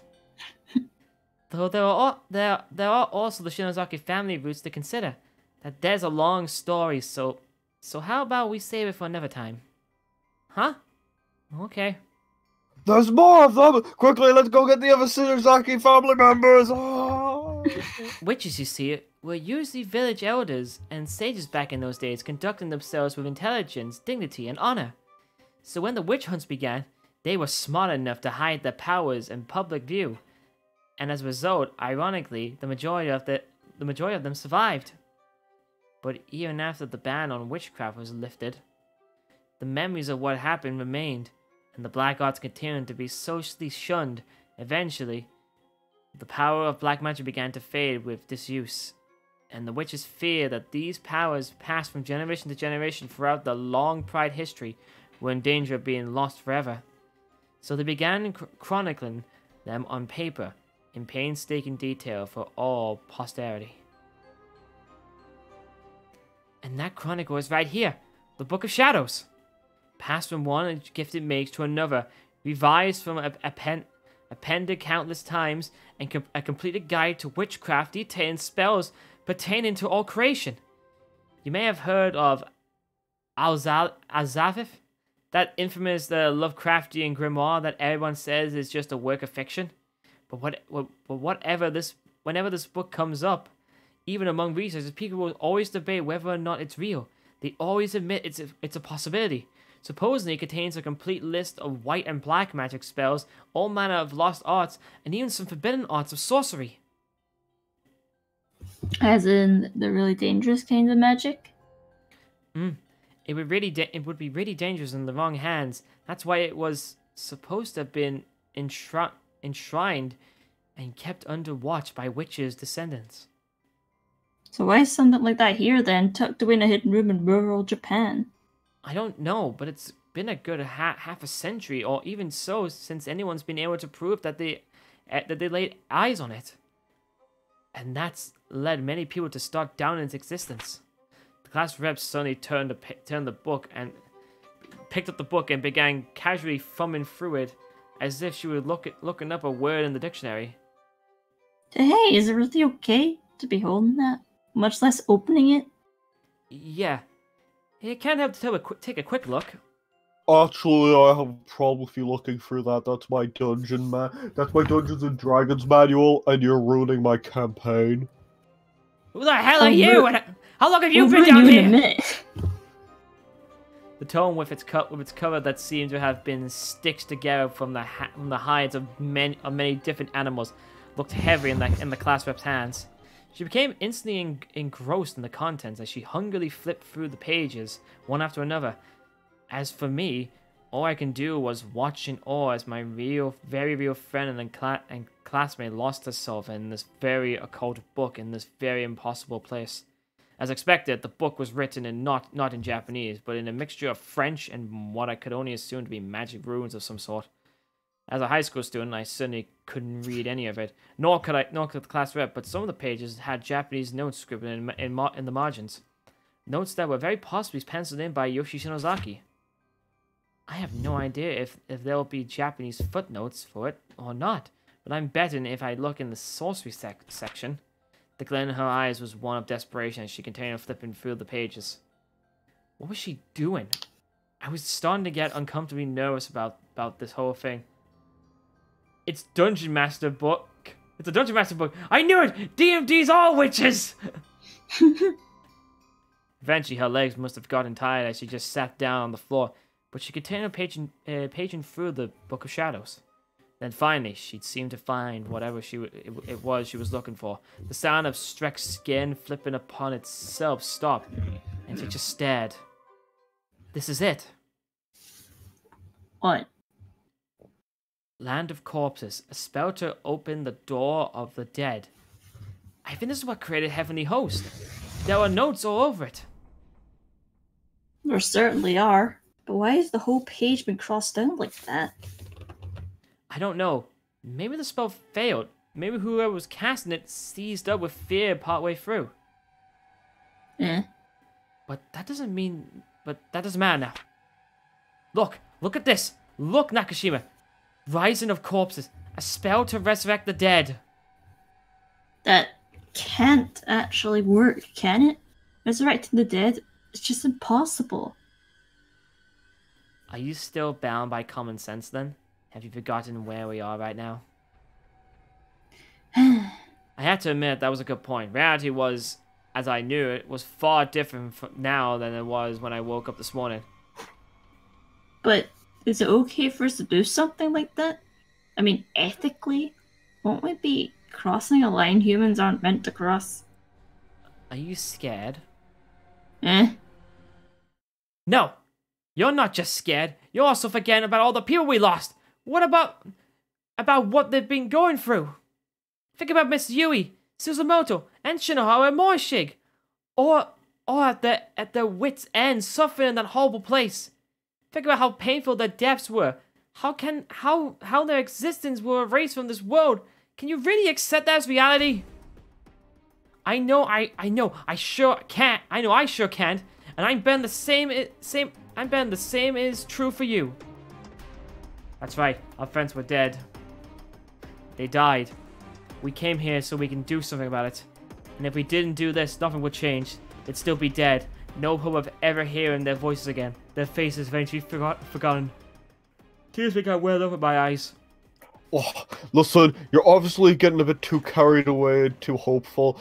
First of all, the resurrection spell is you have to be like a level 17 cleric or wizard, and you need to have like a diamond worth at least 1,000 gold pieces in which the spell consumes.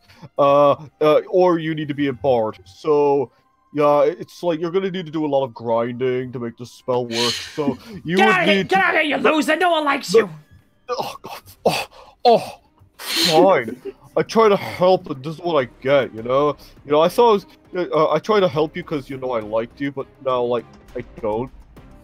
Bye. Bye. It's okay. It's okay. There's nothing to be afraid of anymore. We climbed our way out of that hell. We broke free from Heavenly Host. So let's follow our hearts now. If there's something we can do to fix this situation, then we have to do it. So, come on, let's do it. Okay. It doesn't matter how improbable or even impossible this was. Even if there were only a 1 in a million chance, we have to take it. It was absolutely foolish of us to try this. It was unnatural, unholy, completely inadvisable. But as long as there was a slight possibility, this was something that just had to be done. We weren't about to give up without a fight. I'm a level 15 druid. I've heard that practitioners of forbidden sorcery suffer from even greater payback for their actions. Now I have to look through the spellbook to see if paladins can get resurrected. But this book wasn't written in Japanese, and I can't read the parts that warn about them. So out of sight, out of mind, I can handle this. This isn't quite the solution I had in mind, but as long as it lets us reunite with the friends we lost, I don't really care. Since they don't even exist in this world anymore, dragging them back by force seems like our only option. Yeah, so let's just do it. What would happen if it actually did work and they brought their friends back, but when they tried to go back to the parents are like just thinking, who the fuck are you people? Who are you? Like they wouldn't be able to get like work or anything like that. They'd have to like create like a new identity for themselves. No, but like if they try to raise them from the dead, wouldn't they just come back to life in Heavenly Host? Because that's where they're stuck. That's what I thought too. Okay, how about we start with Suzumoto? We need a photograph for the spell to work. I've got one of her with me. Alright. Our first attempt at resurrecting the dead was going to be a spell to bring back Mayu Suzumoto. All the materials needed were present and accounted for in bottles and jars within the room. A beetle cup, a carapace, a part of an animal's body, etc. The first step was to carve a pentagram into the floor with a knife, and then place three paper dolls in its center.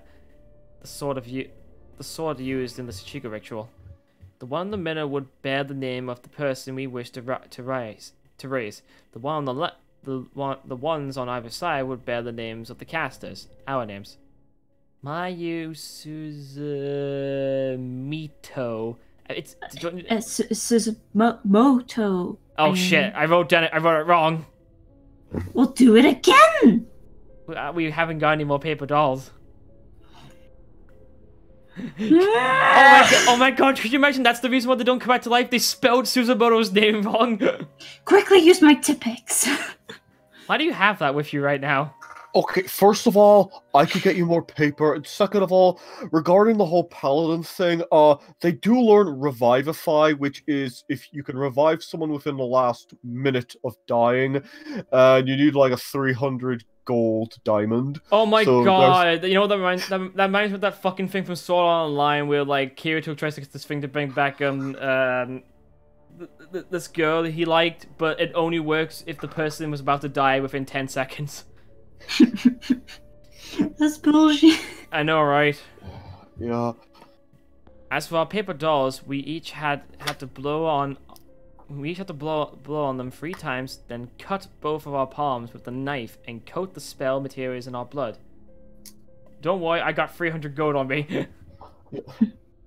Even then, I got paper dolls. Honey, what are you doing? Are you playing for dolls again? No, Mom, I'm playing with some people with my RPG. I'm showing them my dolls. But why are the dolls naked? Shut up! It's for the equipment chapter. Okay, here we go. Be strong.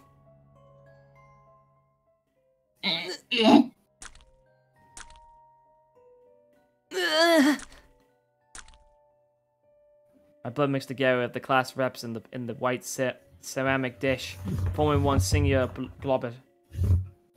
I will say it again. This is not how you play Dungeons and Dragons. Come on, man. We're not playing Dungeons and Dragons, you fucking idiot! We're trying to bring someone actually back to life! Wow. Why are you even here? Wow, I thought I was a nerd. I'm gonna watch because this is actually gonna be turned on. How much blood will they lose trying to bring back everyone? You know, that's a good point. If they have to keep cutting themselves to like bring them back to life on both their palm, that's a kind of, and the cuts are gonna be there. Okay, Suzumoto's here, right? Suzumoto, cut your palms. You're taking part. It's a business person. What? Oh, God, that's like a weird cycle then. Morshik, it's your turn. Wait, what? Ah! all right, Seiko. Mishui, it's your turn. All right, Seiko, it's your turn. Wait a minute. Who are we trying to bring back to life? And there's like, oh my God, it's Ron Jeremy. Ron Jeremy, no. So, which one of you kids would have sex? We should run. I remember hearing once that everyone's blood is a slightly different color, and found myself thinking of this as I apply pressure to my throbbing palms. And with all the syrup taken care of, it was now time to chant the spell. Fortunately, these were foreign words, all that had Japanese pronunciations written above them. Aria, Tamuria, Kanda, Atrios, Immunus, Kalet, Demura. This was starting to feel crazy. I was sitting here listening to the class rep chant a magic spell to rise the dead, for goodness sake. I wasn't sure how much of a grip I had on reality anymore. What were we thinking, trying something like this? Will this really bring back Suzumoto? Oh no, they brought back John Cena for the dead. You can't kill John Cena because you can't see him! No, I had to concentrate. If I doubted the spell, then the spell would fail. For now, I had to believe that this would work. I had no reason not to. Riteria, Manimus, Caprea, Wika, Anruko, Topica, Kanda! The ritual took several hours to complete, with the class rep carefully chanting away the whole time. Finally, the last word on the page was spoken. My cat bit my big toe. Oh no! I'm tired from counting that fucking thing. Clash rep? Are you okay? Come on, bitch. Well, Fig, it's gotta work. Fucking hell! Oh, I read too much. Uh-oh. Look! Oh, look what you did! That blood on my D&D manual! Blood red stains that looked almost like lettuce suddenly splashed onto the open Book of Shadows, though it was unclear where they come from. What? You ruined my perfect 18 stats all on the board character! No! In the book catches fire, we! The class rep quickly snatched the book away from the flame that had sprouted out of thin air. The photo of Suzumoto she set down had completely burned to nothing. The paper doll below it was completely unscathed. So, what does that mean? Does it mean we succeeded? Did we fail? What the fuck? Oh, hello, Satan. Yeah. Shake? Shake, where are you? Oh, guys, I don't know how to tell you this, but I've just shit my pants right now. Sin appears from Tata Fantasy. That voice was unmistakably Suzumo's. The two of us took one another's hand and just waited. Shake, where are you? Suzumo. I started to call out her name, but the class rep held up her hand to stop me. Something's not right. What do you mean? She's walking in circles. After another few steps, we heard the unmistakable sound of a heavy door open. We left the jar open up all the way. Then footsteps resumed, and this time they were coming towards us. I instinctively shrinking back and froze myself in place. After the unknown presence approaching us from up above, she was certainly in no hurry. Slowly, plodding, and she climbed down the stairs. Jesus! It was Suzumoto, alright. But her face was completely blocked out. No eyes, no nose, no mouth. Shake.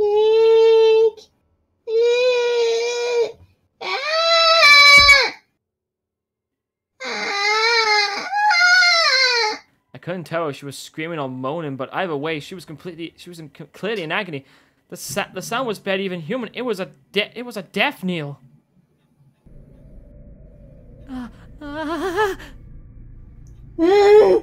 Okay, I'm not really shitting my pants, guys. Our spell had failed. The Suzumoto-like being we summoned was lying flat on the ground, facing up, writhing and spasming. There was nothing we could do to help her, nothing at all. And as I observed these convulsions, I noticed rune-like symbols appearing all over her body. And then, without warning, her paper doll burst into flames.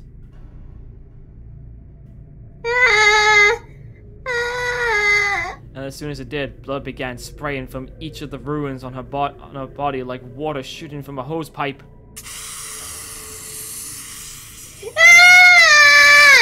Damn it! You're getting blood all over my game room! Her arms, neck, thighs all separated from her torso, right from where the runes had appeared a moment ago, and the Suzumoto-like being moved no more. The flame that had engulfed her paper doll was now completely extinguished, leaving behind nothing but ash.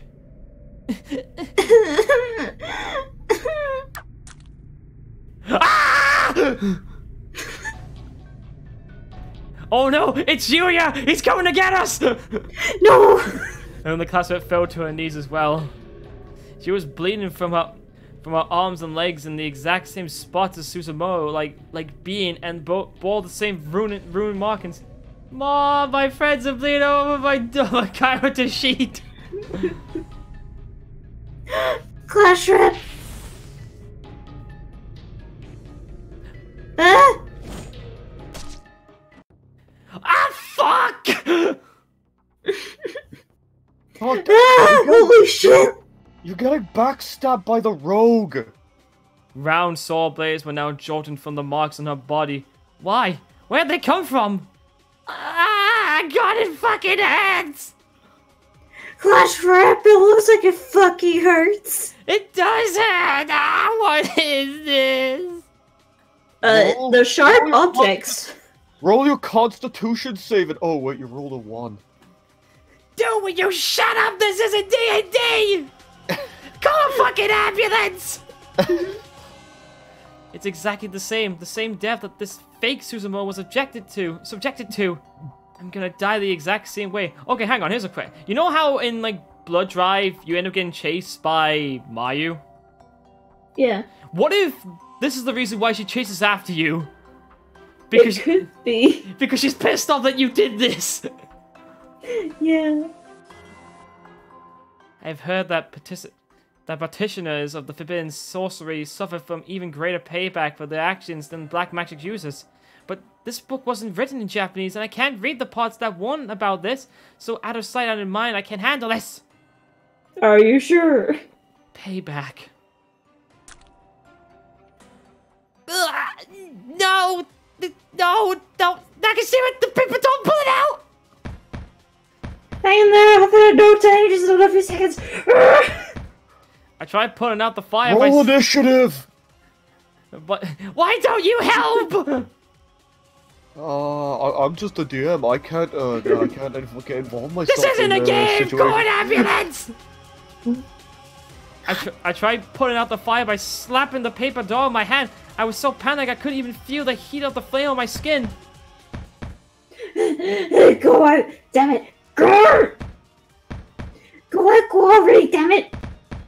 It wasn't working. It wasn't doing anything. The fire just continued to burn. Stop going out! What do I do? No, please, this really hurts. Wasn't there anything else I could try?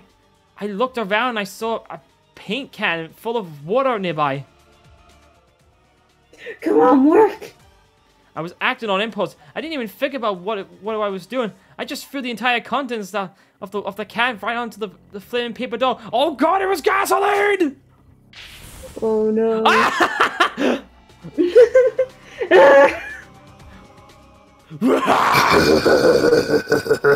oh god, it's Barry White. Get this book away from me.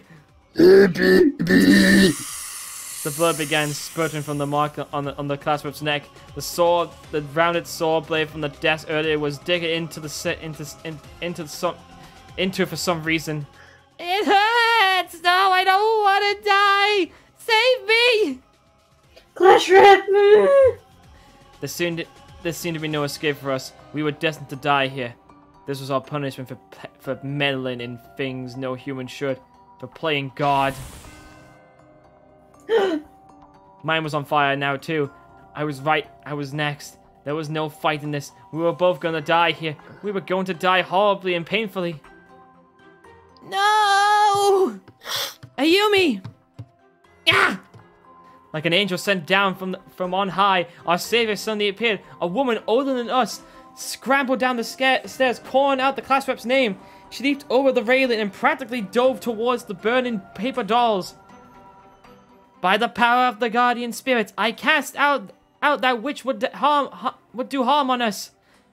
Dai ito kujo on ako-un. No! Ah, you bastard!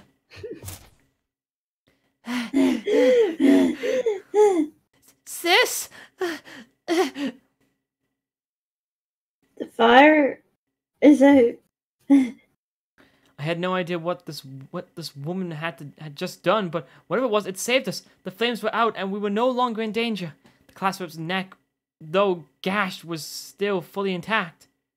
Sis! She flung herself onto this newly arrival and latched on, tears practically exploding from her eyes.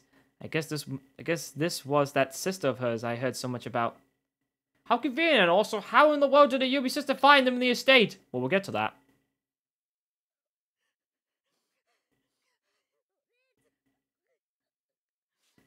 Oh wow, this is actually voice acted. I may have to turn the volume up for this because it's really quiet. Maybe Shooter's just quiet. But how? How did you know I was here? Sis? Oh! Did her head fall off? Yep.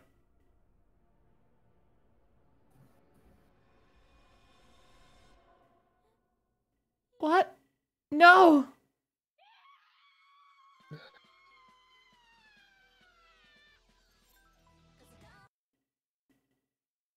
Yeah, just don't mind me. I just turned the volume on again. Oh, okay. Okay, that was a great session, everybody. You got 1,000 XP and you get to level up. But our sister just died! Yeah, well that's roleplay for you. Continue to the next course party, Blood Drive!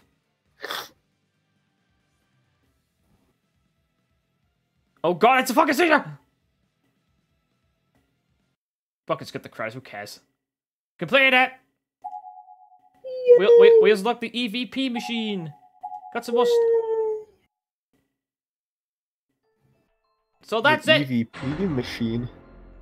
the EVP machine. It's basically a middle machine. You can actually create some little stuff. I'll bring it up. It's basically you get like files and stuff like that. You can pick a character and stuff like that. Okay. Like you can create scenes apparently with it. Yes, that's exactly what happened, Lemon. That's how it ends. Yep. I mean, yep. I saw another bonus that said cursed pornography. What a way to end the game. Yes, Ayumi's sister dies. Alright, since that game's now finished, I'm going to find out what will be the game we play next. Drum roll, please. Yeah, do you have a drum roll? No, I do not. Just me slapping then. Here's my drum roll. Alright, so we got 1 vote for Scion Hill, 2 votes for Danganronpa, and 2 votes for Trails of Cold Steel 1.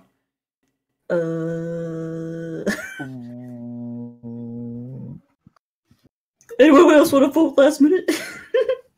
Let's see. I'm just checking out some notifications real quick. I am a level 16 druid now. How the hell did you level up from that? It doesn't matter. They don't get the resurrection spell. I think I have to take the priority vote. So I guess we will. You know what? I actually want to play Scion. I feel like playing Scion Hill right now. Actually, keep the horror thing going. So it's 2 votes for everything. So you just made it worse.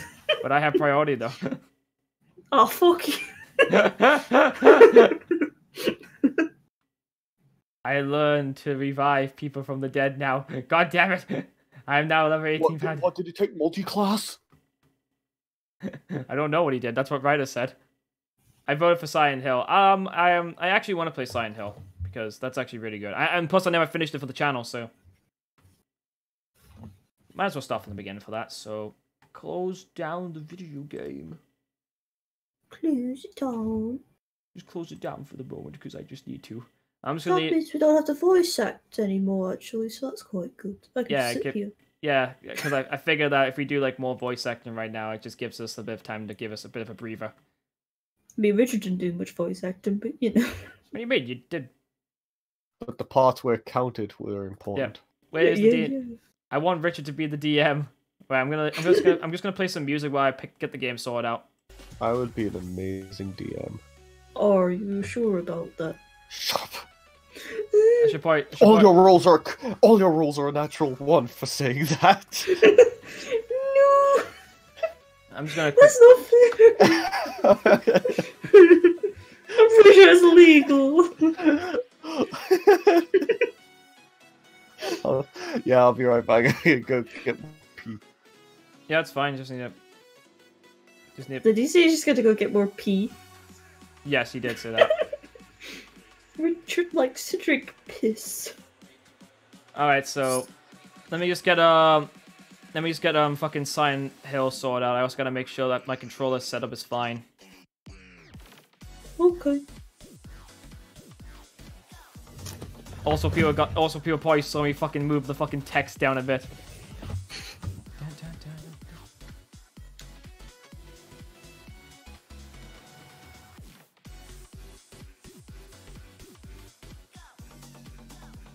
I was gonna do this crap again where it won't fucking let me do it on here. I have to probably open up fucking PCSX on my fucking desktop.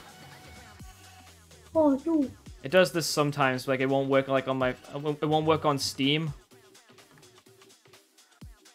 I also have to. So let's see, controller, please fucking work.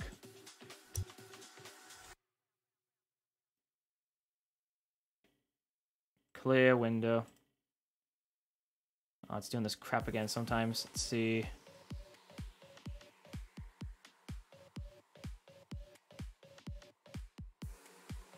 Oh, don't do this where it's gonna it does like junk fucking things sometimes, and I hate this. So I might need to quickly modify my controller real quick. Looking if I think I actually have something for that.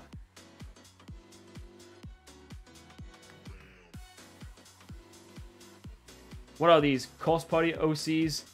They're from like my skits. So just ignore them. see. Yeah, controller's in, so just I close. have chocolate spread. You've got chocolate spread. And I'm eating it right out the jar. Wow, that's really good for you. Well, it's cheaper than buying a whole chocolate bar and only having it last 5 minutes. True enough. Direct input. Oh, come on, don't do this to me. I really do hate this fucking thing sometimes. It be fucking pain to set up. How could this happen to me? Yeah, it's basically that at this point. Actually, I might have an easier way to get this thing running better, so just give me a second. Just stop this, close this program.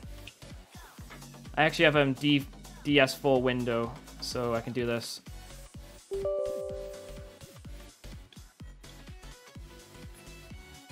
Sorry for taking so long, guys. I just want to... I haven't used some of these programs in a while. Bam, bam, bam, bam, bam, bam, bam, bam, bam, bam.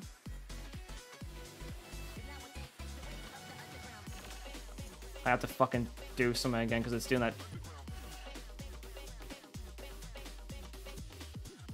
What's that fucking thing that makes me...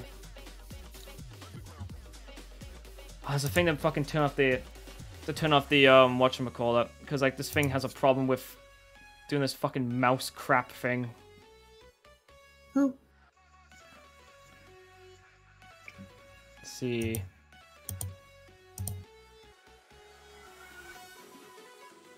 Baby. You will. Wait.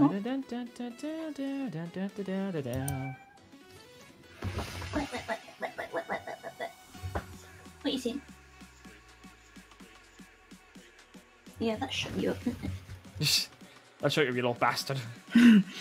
Me asking you how you are, what you up to? Yeah, that better shut you up.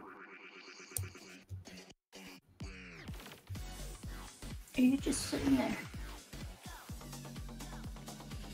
Alright, there we go. That should hopefully make it work a bit better. So close down this. Oh, baby. Oh, baby. I like how you're just talking to your cat. I play Fallout. Yeah, that's fine. Just do some stuff until I get this thing fully set up. Hey, sniff this chocolate, baby. You can't eat that because it'll make you sick. Just to be really sad. I'm sorry. Wow, you're being a jerk to your fucking cat. Sniff this chocolate. You can't have it because you get sick. Aww. You really want this chocolate, don't you?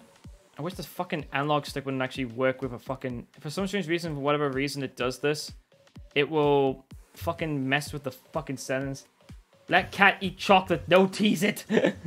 Cats can't have chocolate, you'll die. For whatever reason, for some stupid reason, they were the fucking mouse thing will... I'm gonna turn off the mouse sensitivity, see that will fucking stop it from moving. I'm not mean to my baby, I just don't feed him things that'll kill him. Alright, stop that. I'm gonna have to try something else. I've got another way to get this thing fucking working. So, close that. Go to... Just go over the stream. Go to Steam and then go to control settings, turn off PS4.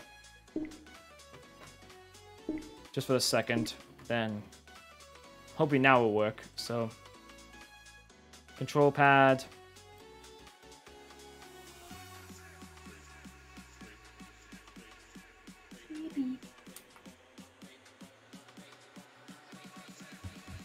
Jesus Christ, why won't it let me fucking cancel?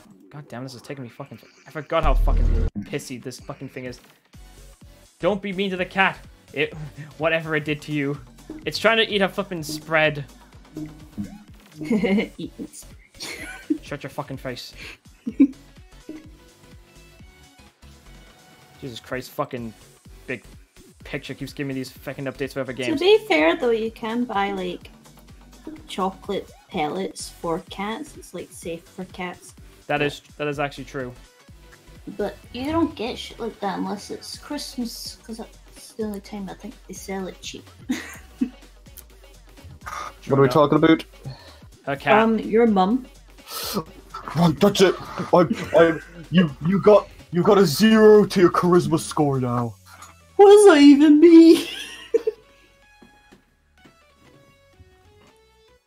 Does that mean I just don't talk to anyone? Basically. Yeah, that. You're so uncharismatic. What you say actually offends people and makes them attack you. Hi. Ah! Hello. Oh, hello, kitty. Ah! So basically, everyone to me becomes an SJW. Basically. I guess by that logic. But don't feel too bad. That's a good score if you want to be an anti-paladin. I don't even know what that means. Just tell me to fucking use whatchamacallit again. I'd be an anti-paladin of Voltron. Why? It seems like such a weird thing to use. Anti-paladins of Voltron don't assemble. Why? Basically, if you think of paladins being the champions of good and law, think of an anti-paladin being the opposite of like evil and chaos or whatever. Okay, they could have minuses to their charisma stats because you could either be really good looking or you could be absolutely grotesque and ugly, which gives you minuses, give you bonuses to intimidate and shit, you know?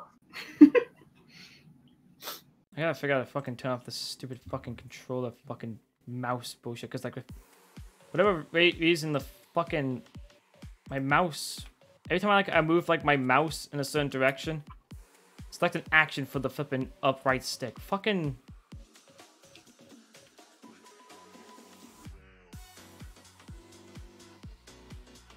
Why would I not fucking pick anything?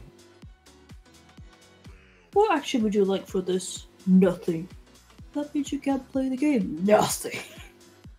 Well, I hope we have sorted this out.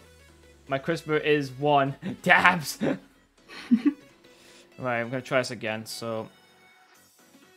Open back up pieces, my PlayStation emulator. Leon, you are an anti-paladin and you're walking into the village. As soon as people see you, they run you out of town with torches and pitchforks. What do you do? I'll beat them up. She's got a good point.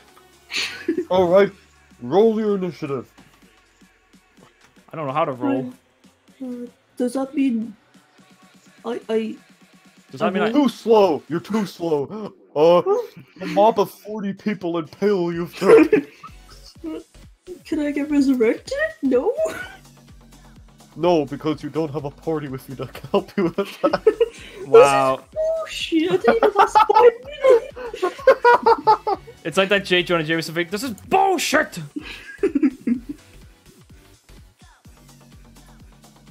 Right, Nanny got the guy thing sorted out, so... Baby, oh, what's my head? See. When your anti-paladin gets to level 5, they can summon Steed, but because I don't like you, you summon Cat. That's cool though. Unfortunately, it cannot carry your weight. Well, I wasn't gonna ride it. It's gonna ride me. Okay. I mean, on my shoulder, you degenerate. You degenerate bastard! You don't know anything, do you? I don't think he does. I'm the GM, I know everything, shut up. Oh, okay, well, what's 2 times 2 plus 2 to the power of 2 divided by 2, and then take away 2, and then, times it by 20. Okay, let me just roll some dice. Could you read the question again, please? Hold on. I don't even remember it, so... There we go, your character gets a lightning bolt to the fucking head. That doesn't make any sense. It was a stormy night. What the fuck are you talking about, a stormy night? When was this a stormy night? When the GM forgot to add that detail into the game. I cast Goodberry. Oh no, why is it crashing? I wish I was crashing. What the fuck does that even mean? Shut it!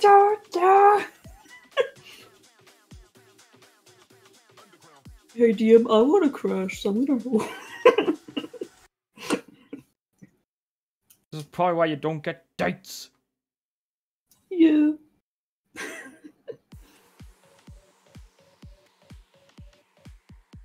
Alright, you know what I'm gonna do? I'm just gonna have full screen smooth and just leave it like that. See if that'll fix it. Unknown Rider Judas, you can't summon Behemoth. He's got like god things to do. That'd be really rude. Did you just call him Bahamut? It's Bahamut. It's yeah, Bahamut or Behemoth. I don't know how Behemoth it might even be. I'm the GM. You can't do it. I think you're just making a bullshit because you've just been caught on your shit. And Richard goes silent because he knows I'm right. This is why you can't be a DM. Wait, John. John, your character, he gets attacked by 5 dire were sharks. Your character gets killed by herpes. I'm the DM. I cannot get killed by. Then why does it say your character's died of herpes? I totally lost track of my character. He had a man of his own. Oh my god, my character's got a man of its own. It's freaking havoc on everyone. Oh god. No. Alright, hopefully this will maybe fix it. I want that one. One day. Boobies. Oh, okay, fair enough then. Yeah, man.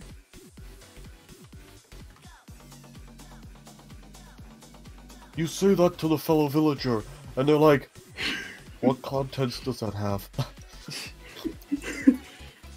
Because I can do you what know. I can do what I say to the villager.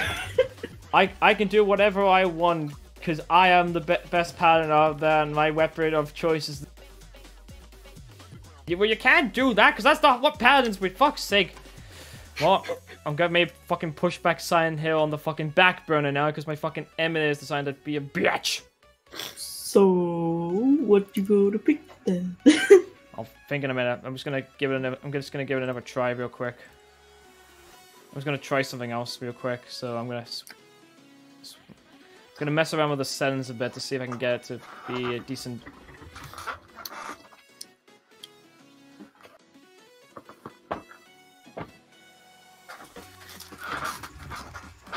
You want to float with the gods, Lemon? Okay, let me roll the dice. How that goes out? Ah! It seems like you're in luck. You seem to win the heart of one of the female goddesses there, and in a night of romance, in the bedroom, the door opens and Zeus is kind of pissed off that you're porking one of his daughters, so he jams a thunderbolt up your ass and kicks you off Mount Olympus. I mean, that's one way to fucking look at it. Like, you try to pork one of the fucking Zeus's fucking daughters. Lemon, have you been porking one of my daughters? 7, Lotus, have you two been poking each other? Alright, I have to pick from... Okay, so here's a question. Did you want me to pick someone that has voice acted it? Because I think you two had enough. I think you two had enough of them constantly voice act. I don't mind. You say that. But I'm eating chocolate. I'm fine. Let's see. Well, one thing I'm going to do is I'm going to change the music real quick because... Get some Metal Gear Solid going on in here. Let's see. Also, then respond to my thing I said before. I said, "Lemon, have you been poking one of my daughters?" And she was like, "No." The thing is, like, I don't. What the fuck do I do? I had a girlfriend for just 10 seconds. What? You had a girlfriend for just 10 seconds? No, it says in the comments. What are you gonna do? I'm gonna fill the girl that has been sent to another castle. Oh shit! I had a girlfriend for 10 seconds. God, I'm just thinking what to pick. Alright, okay, let's have a look at the character sheets here. Alright, who named their character Sephiroth? And Goku and Gohan, for fuck's sake! Well, I think you're the one that called your character Gohan. I'll just put this back in the folder. Oh, for fuck's sake, the stupid fucking things in control.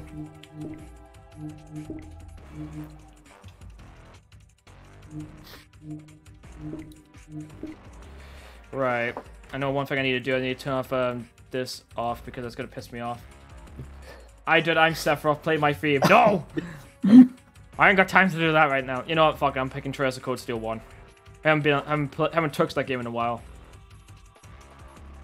And plus I have moddies on, so I also need to modify the stream window, so... Give me 1 second while I get the game working. I'm gonna hope, okay, that my controller does not cause me to have issues, because that's the one thing I always fear when I play this game. Also, I'm gonna need to turn the game's fucking audio down on the fucking stream, because it is quite, indeed, very loud.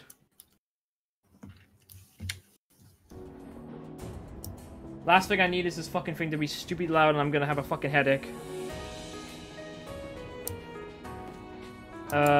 Yeah, that needs to be a bit more down. It's still loud. I could turn down the game's audio a bit in the thing, but I'm just gonna do it like that. There we go. You know what? Just turn it down a bit on here. There, I could do it like that, and turn voice acting off. So load game. I have to go all the way back to the top. Also, I gotta change the chat again because I won't be able to see. I guess my character is Hank Hill. Richard, what the fuck did you just put down in the chat? Richard put some fucking weird game in the chat. Not the stream's chat. The chat that we have on Discord. Oh god, it went back to being loud for a second. Then fuck's sake, I have to turn it down some more. Fix it, fix it, fix it, fix it. Too loud.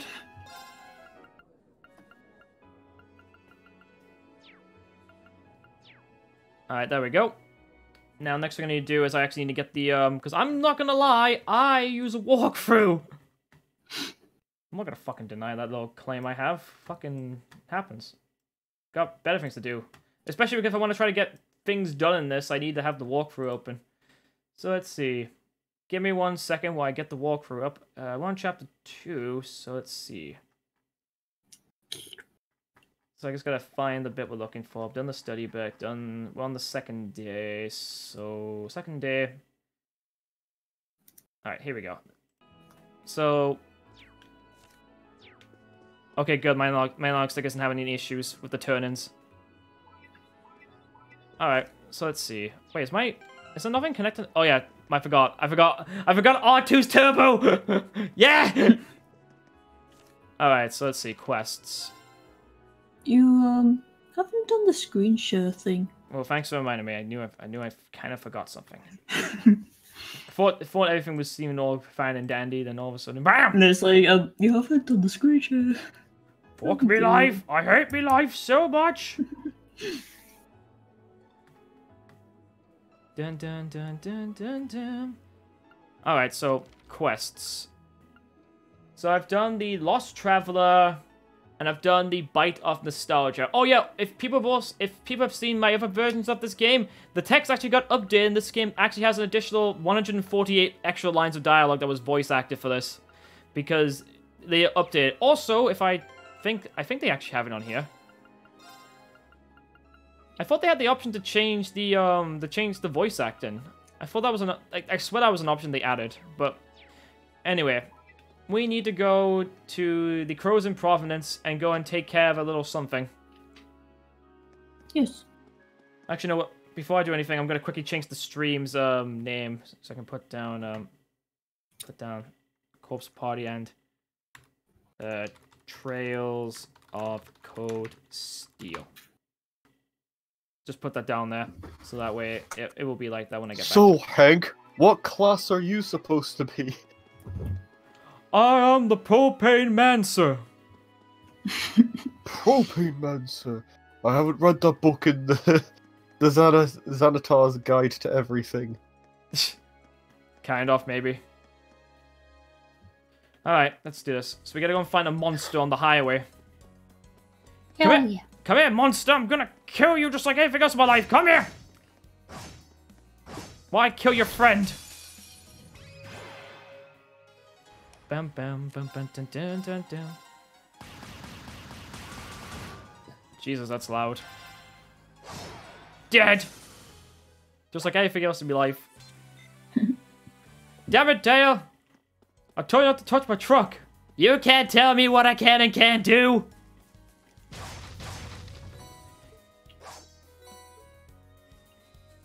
Actually, one thing I will do is I'll actually turn the game's audio down in the mixer because it is doing me bloody nut. That's actually so fucking loud. Like, I've never had the pleasure of turning this thing down as fast as possible. Alright, that is so much more better. But last thing I need to do is check to see if it's fine in the stream. Yeah, that should be fine. So we are about almost good to go and play the game properly. Yes. Alright, here we go. Get out of the way! Die, you bastard! Bam, bam, bam. I'm having a good time, having a good time! Oh! Oh, stop it, I didn't mean it like that. Oh! Oh, yeah, well, I'm gonna kick your ass. No! No! There it is. Oh yeah, it was fake. Yeah. Looks as strong as yesterday's. That means we'll really need to be careful, considering Eustace isn't with us today because he's a pussy. Reen. I'm ashamed of what happened yesterday. I know I have had our share of differences, but well, Yesterday? Yesterday? What the hell are you talking about? It was months ago since we did anything. We've been sleeping for ages. Oh. Marcus is dumb. He's embarrassed. Be quiet, Fee! I'm trying to... Look, it's the three-headed plant, Cerberus. I caused problems for everyone, too. My injuries were a result of my own carelessness. Hopefully, by giving this fight everything we've got, we can make up for this mess together. I'm counting on you, Marcus. I won't let you down. And then he lets you down. Why did I drop my... Damn it, Fee! Why are you blaming me? I didn't do anything. Be blamed. I'm just standing here. Wait, do I not have any, Oh, I do. Wait, no, I don't want that. Wait, don't I have any things to scan the enemy? Fucking hell, I must have ran out of them. Oh, I can't end this fight quickly then. For fuck's sake, I have to go and buy some. Well, No. well, I know one thing I will do. Kill the babies! Oh no, we're fucking blind. There we go. Analyze it! Analyze it! Fix it! Fix it! Fix it! Fix it! Fix it! I've got a perfect idea to fix this problem. Time to go to war! Selfie dance! Wee! And that's that. And that's how the cookie crumbles. Flames, gather around my blade! Sir! Ha! Ha! Strike! Damn it, Marcus, you are marksman class. Learn to use your gun for you bloody fool! Alright, is he gonna shoot a chicken? I wish I had a chicken noise actually now. I've got a shotgun! And you didn't hit the enemy with it. Well done. I shot God in the eye. Oh, Fee's gonna... Good Good night, world. night. I'm gonna sleep. Wake up! Oh, Get up! Okay. I'm awake now, mommy. I got this. Did you just shoot a Wow, Macius, you just healed us. Well done. Did you just shoot a chicken? And what if I did? Well, I mean, that's kind of fucked up, don't you think? You would like it if a chicken shot you, would you? Chickens can't hold guns. Are you sure? And then Ginger comes around the corner for shotgun. No, a bunch of the chickens come around with a shotgun. They're all helping. I'm telling you, Mrs. Tweedy, those chickens are up to something. Oh yes, those chickens are up to something. Quiet, I'm masturbating right now. Wait, what? Gotta give Fee a boost. Marcus, shoot out a chicken. He must be the chicken's father. Oh, I gotta stop it. Impede it. I got this. I'm the hero that everyone wants to be. Oh no. Oh, I'm blinded again. Jesus Christ. No chair to save me. I'm a bit far away, so I better heal myself up actually, because I'm taking a bit too much. From Chicken Run? Yes, from Chicken Run. Down, down, down, bow, bow, bow, bow, down, down, down, down. Wake up! Ah! Jesus Christ! Fucking thing! Marcus, let's go! I've got a shotgun. Well, congratulations, you did something there, but for what cost? I have a shotgun. Well done. You fucking Silence! See? Never mind. Thanks for healing us, and not yourself, pussy. I meant to do that. Hey, have this. Even though I don't like you. But I like me. Yeah, that's the problem. Yeah, that's the problem. Fire the laser beams. Ah! Ow! That was pretty sexy. Beg your pardon. Let's go. Marcus! Bang! And the dirt is gone. I used to actually work for that TV. My father actually used to work for that company. That explains everything. What are you trying to say? Nothing. Fucking chocolate spread stuck in my throat. Oh dear. I'll make us go even faster. Faster than Marcus's mum drops her panties. What? Nothing. Sir! Delay it even more. Make it slower.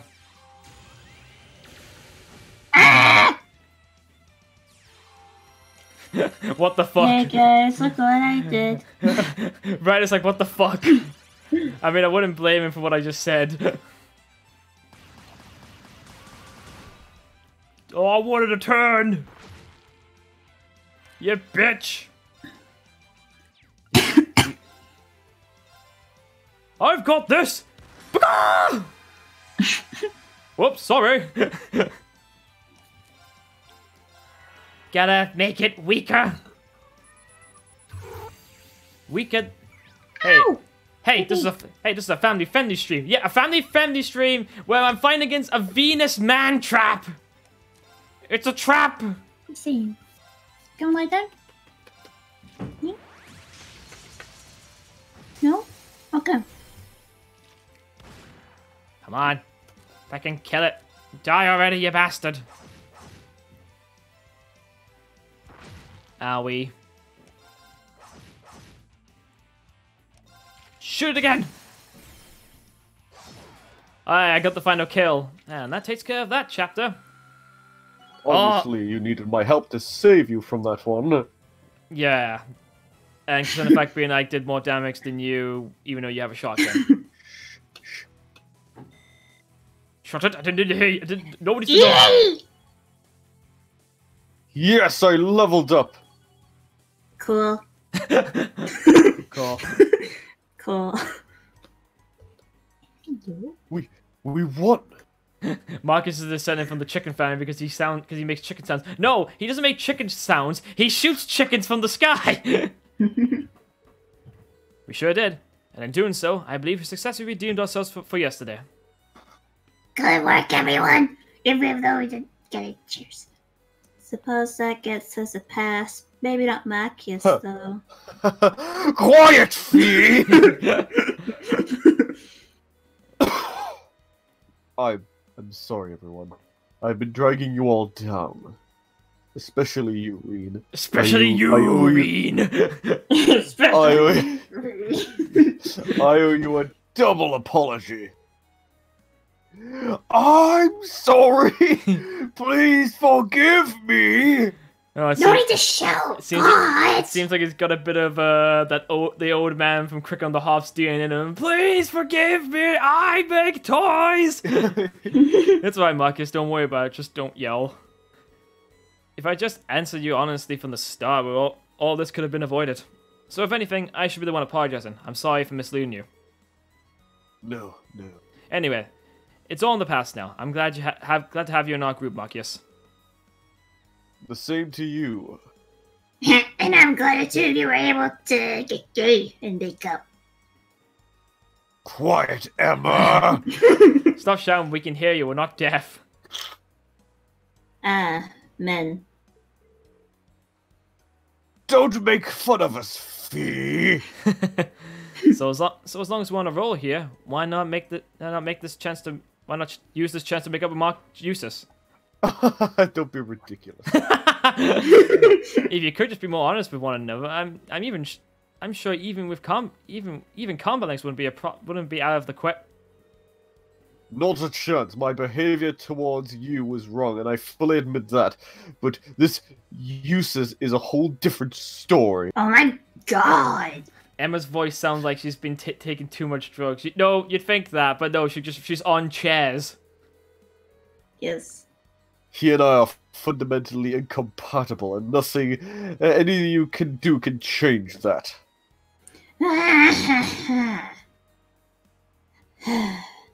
I guess getting these two to accept one another is still a long ways off.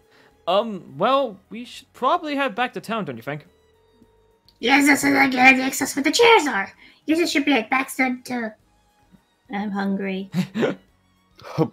Fine. Let us go to our chairs and our food. Wow. Yeah. Do you not like cheer? Do you not like chairs? I forgot which one was my run button for a second, so... Also... Which button is meant for the run? You'll never know. No. Get away from me, you bastard. I bet it's the circle button. It's not, it's the R1 button. Fuck you. Fuck you little bastard. Actually, don't think... Fuck you. I gotta check something, because... I may have missed a... I'm wondering if I missed a book. No, I didn't. Thank God for that. I was gonna say if I missed a book, I'd be really fucking angry. Bastard! Bastard! Bastard! It wasn't for the other several copies of the book, I'd be really fucking angry! Right, that's it. I'm gonna write to my MP. Why? Okay. Because I love her. Oh. Finally back. Only took us like a little bit of a stroll. Hold it right there.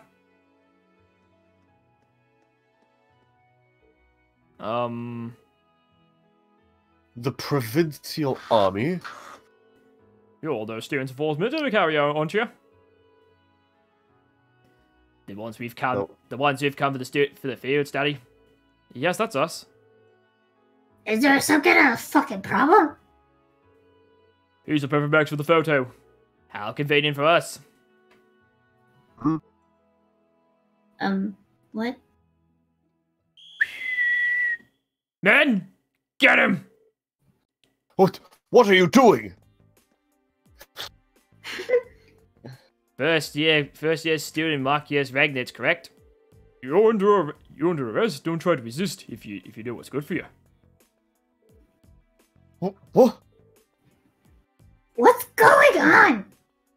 Wait. There has to be some kind of mistake. On what grounds are you arresting him? Nope. No more charges have been filed.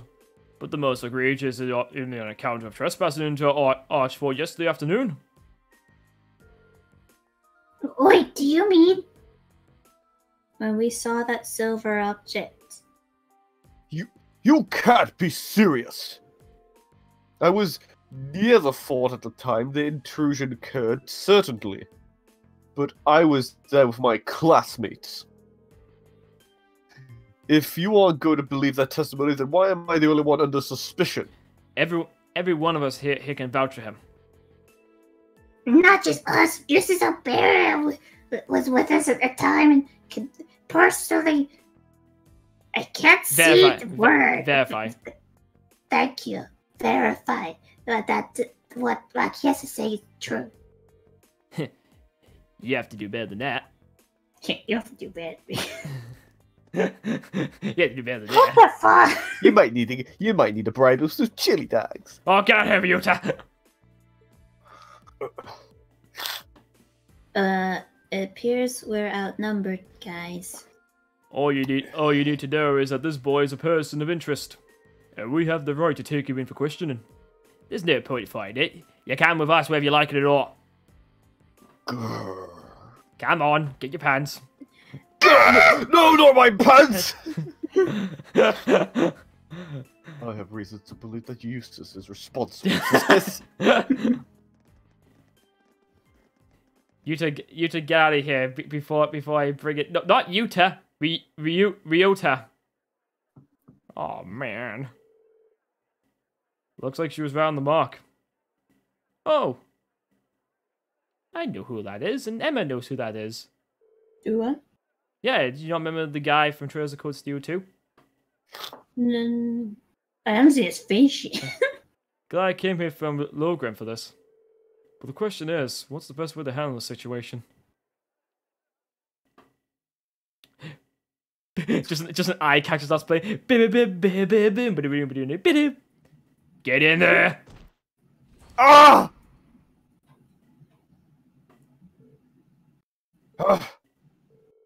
Don't worry, do as you're told, and you won't be hurt. If you're to be found innocent, we'll let you out. Eventually. Bye. I'm gonna be on a guillotine by the end of the day, aren't I? Damn it! How could I have been so careless? I really wish I skipped that. Really wish I skipped this down because that was perfect. That's how I'm gonna be at the end of the guillotine by the end of the day, aren't I? Considering Dan's position, I should have known this could happen. Damn it, Dad! Thanks, Dad. As I keep telling you, Marcus couldn't possibly have committed the crimes he's accused of. He's been with us ever since we arrived in Breyerhard yesterday afternoon. He's never left our sight. So if you really believe he was responsible, should you be arresting us as well? You're wasting your breath. Oh no, it's you again! Marcus will be kept in our custody until he's been cleared of all charges against him. In other words, he's staying in jail. Are you just everywhere? We've already contacted the Academy to inform them of this. You should focus on your field study or whatever. It is you are here for, and let us process take its course. Thanks, Dad, for giving me a permission of government and having me sent to jail, dang it! Unbelievable. That's a shame. Oh, and one more thing. Eustace's business at Duke Estate will take longer than expected to complete. I'm afraid he'll be unable to join you.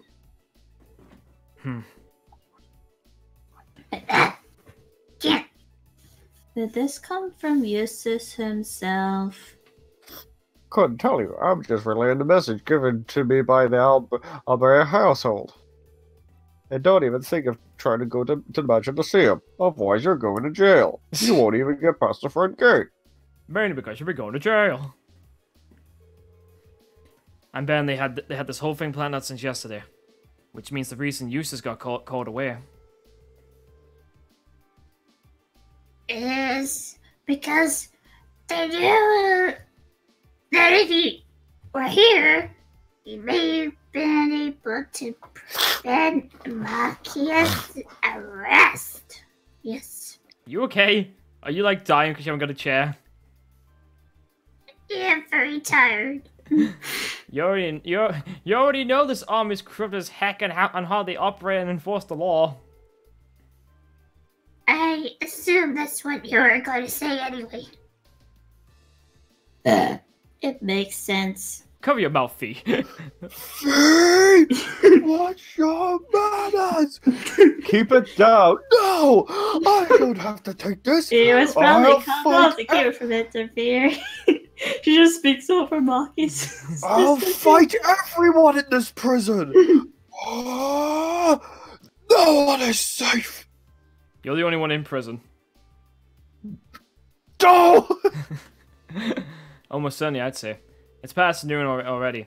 We should head back to the hotel. If Eustace hasn't left us a message, we're gonna need to start thinking about other ways to handle this. Fee, cover your mouth. You're coming down with a cold. Why are you I'll make you come down in a minute. Oh, that's Emma's fault. I'll make you come down. I'm terribly sorry. They insisted on conducting a precautionary search as part of their investigation. I believe they'll be leaving by this evening, but I'm afraid that's all I know. I see. So like I went through his room before we left or anything. Let's go check that girl's underwear. No! We're very sorry for the trouble. I think we should go. Okay. Yeah, I agree. Even though there's chairs here. Can I take one? No. Afterwards, Rhea and the others decided to dine at the restaurant they had visited the previous day. However, the soldiers were there as well. Uncertain on what to do, and where to go, they eventually settled on plan the next move at a bar at Austin Street. Ah, Austin Street. Home of the Austins. That's not what that means. Oh, wait, I've been doing things wrong then. Oh, you've been setting things on fire? No. That's clearly not what happened. We've been here to stop us if you're setting things on fire. You're going to jail. So in all likelihood, the reason Marcus was arrested has nothing to do with the incident at the fort yesterday. They just wanted him because his father is the Imperial Governor and a key figure in the Reformers faction. Basically, they wanted a hostage so they could have an advantage in the future negotiations. That does seem to be the most plausible explanation, but it's very fucking dumb. They wouldn't hurt him or anything, though, would they? They wouldn't hurt Marcus, would they? I thought you were in love with Eustace. But Marcus is our fucking idiot friend. Who's gonna be the idiot if he's not here? Hi! Man, he's got really good hearing. If Marcus isn't here, then I'll be the idiot. I don't want that. But how the hell did you get in the school? You're like supposed to be the smartest person that got in. I'm book smart. Everything else I'm... Taught Yeah. Thank you, Marcus. I would be so. Whatever that last word was. I was sure. The Discord boxes are blocking my view. Tensions are high on both Sides. Sides. Sides. God damn it. Hang on, I'll read these ones if they're on the side, okay, to save you time, okay? Worst case scenario, they might use The threat of violence to get what they want. Thank you. That's awful. Oh god damn, she's even getting stupid as time going on. Marcus is like, hey, boy, I can hear you from my mind in the jail cell, you know. And even that is torture. This may well fall under the scope of our field study, though. It may be risky, but how about we try to do something about this situation of ours? I think we should. We can't just abandon him. I think we shouldn't. We should have. We can abandon him. What? We did the idiot. We did it. We did it. I'm in. Thank you both. I think our best bet here is to track down Eustace. There's no way he could have possibly been in favor of arresting Marcus. Yes, I agree. They go and see him. They go after Jesus. They go. Agree to having him arrested. Damn it! You still what I was gonna say. Eustace, you always know what to say. What do you mean, Emma? He said he was all for Marcus getting thrown in jail. You see, Pooh. Can you get her off my lawn? Get her off my lawn. And give me back my hair. No. This had to have been a decision made by Jacob Beria himself. Because he's a cunt. But Eustace is locked up at home. Maybe his brother would help us. Ah, yes, the other guy, Rufus. He did have a pleasant demeanor when speaking with Marcus yesterday, so he just might. But he said that he had business to take care of in the capital, and there's no time when he'd be back from that. So I don't think we can count on him, unfortunately. Got it. So Then our only option is to break him out ourselves. Tonight is gonna be a jailbreak somewhere in the town. Why? That's a little excessive. Think about it. We have a perfect chance to bust him out and make him bust a nut while he's still at the guardhouse. Fee, what are you implying? He'll bust it out so good, it will flood the prison, break down the doors, and he can escape. He's a virgin after all, right? He must have a lot of nuts stored up. So, how you go... You know, I don't even want to know what your plan is, Fee. But if they take him to the fort, we lose that chance, and we won't get another one. It's very simple. We use this oval camera and take a picture of Emma's boobies, and then we push it through the bars. And we don't tell him it's Emma's boobies. What? No! Yeah, exactly. That way, he won't know who these are, and he won't get turned off if he doesn't like Emma. But I'm the only one with big boobies here right now. What are you talking about? You've got the I biggest can boob in just the class. imagine how that plan goes later. Oh my god, this is not working as expected. Flood again work. That's just in. God damn it. The Brayhard's jail was flooded with a very white and sticky substance. We assume it's paint. We hope it's paint. Talking nonsense, guys. We can't help it. We all know the teachers. Female scientists have been drinking it, suggesting it is milk. Well, I can't agree with you on that at least. But maybe not do that plan. Alright, let's give it a try. Not Fee's plan, but the breaking him out plan. Thank God! Okay, yeah, sure. Let's But just in case, I'll go and get an oval camera just in case. No! Marcus learns a new skill. Nut shot.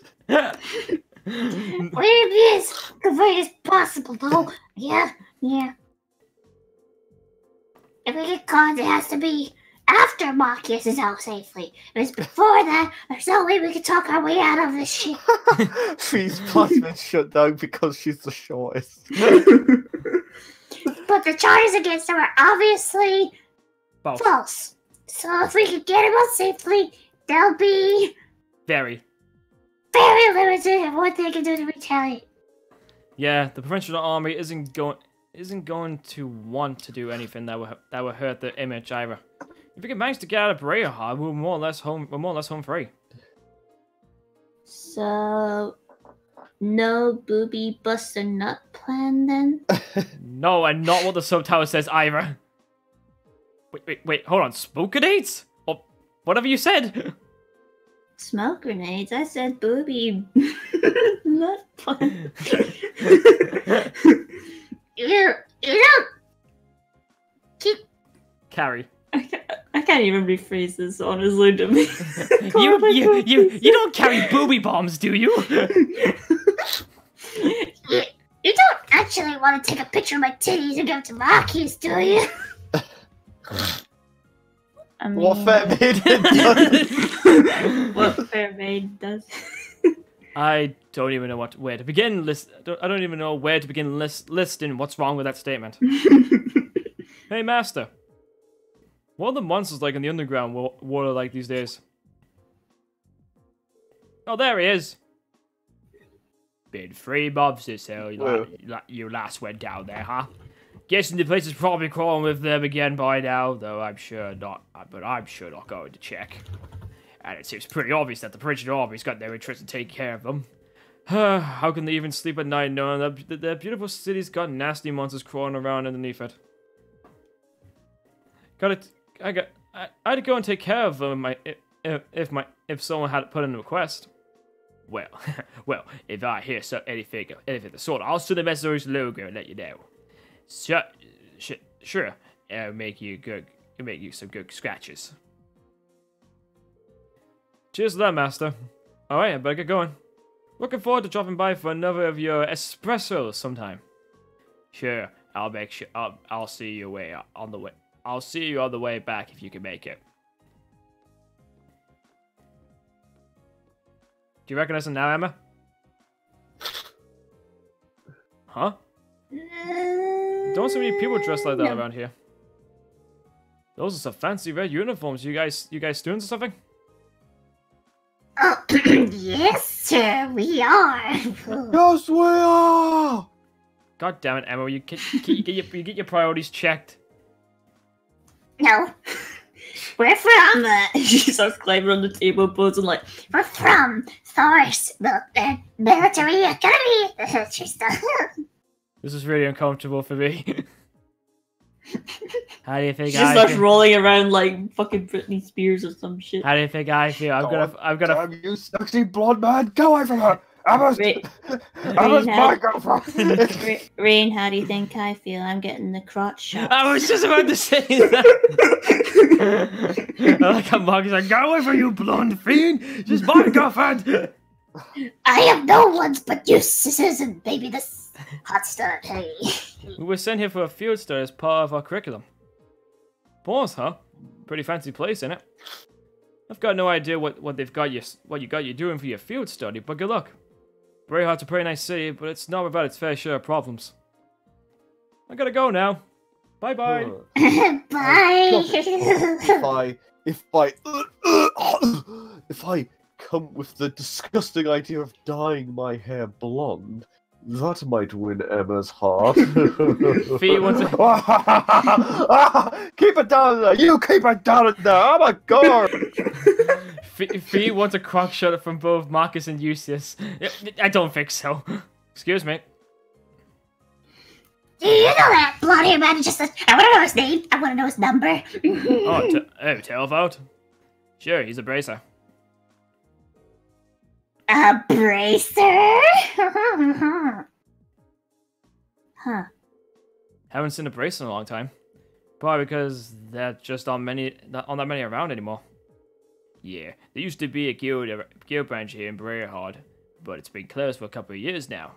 Delvor just came up by train from the local branch every so often. Really? By the way, I didn't mean to eavesdrop, but I thought I overheard you saying something about monsters in an underground waterway. Oh, yeah, there's a huge network of waterways beneath the city, but been there for a long time, long time now. It's chock full of monsters. When the guild still had the branch here, the bracers would clear them out. But nowadays, no one goes near it, and the waterworks just sort of stagnate under the provincial army's control because they're too proud to trouble themselves with fighting monsters, of course. How much ground does the waterway cover? Supposedly all the way from the east side of the city to the west. So, from the station to somewhere under the Nobu district, I guess. I heard a rumor a while back that it even goes under the Duke's house, but that's probably just one of the urban legends. I've got an idea. We're using... What is it? We're using Fee's plan. Wait, what? That was a well-timed clue. But I'll get the camera. I was just saying, that's a well-timed plan, but that doesn't matter. Let me go and get the camera. No! Later that night.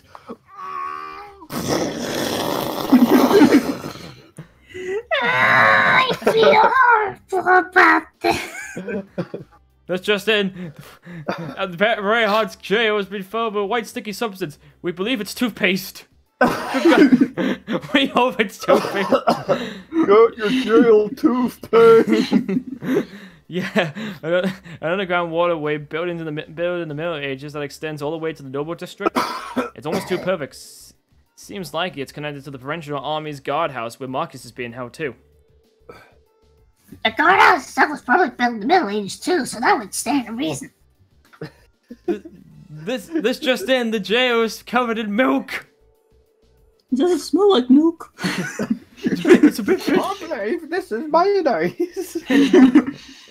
If we use this water, rate, we may be able to rescue him without being discovered and without taking pictures of my titties. Oh look! This jail has milk in it. It's a bit bitter. Alright, let's give it a shot. There must be an entrance accessible to the town. To the town. If the bracers were able to get inside to exterminate the monsters. That's a good point. We should search the whole route between the Nobu District and Station Street. Roger that. Roger that. Roger that. No. Yes. Alright, I know where they need to go. We need to go all the way to this section over here and take the shortcut. Look at this funny looking man. Looks like Professor Barton. I don't know who you're talking about, good sir. 10-year-old boys. What? As soon as he's like, where? He's like sweating. He's like sweating profusely, thinking, don't break character. Whatever you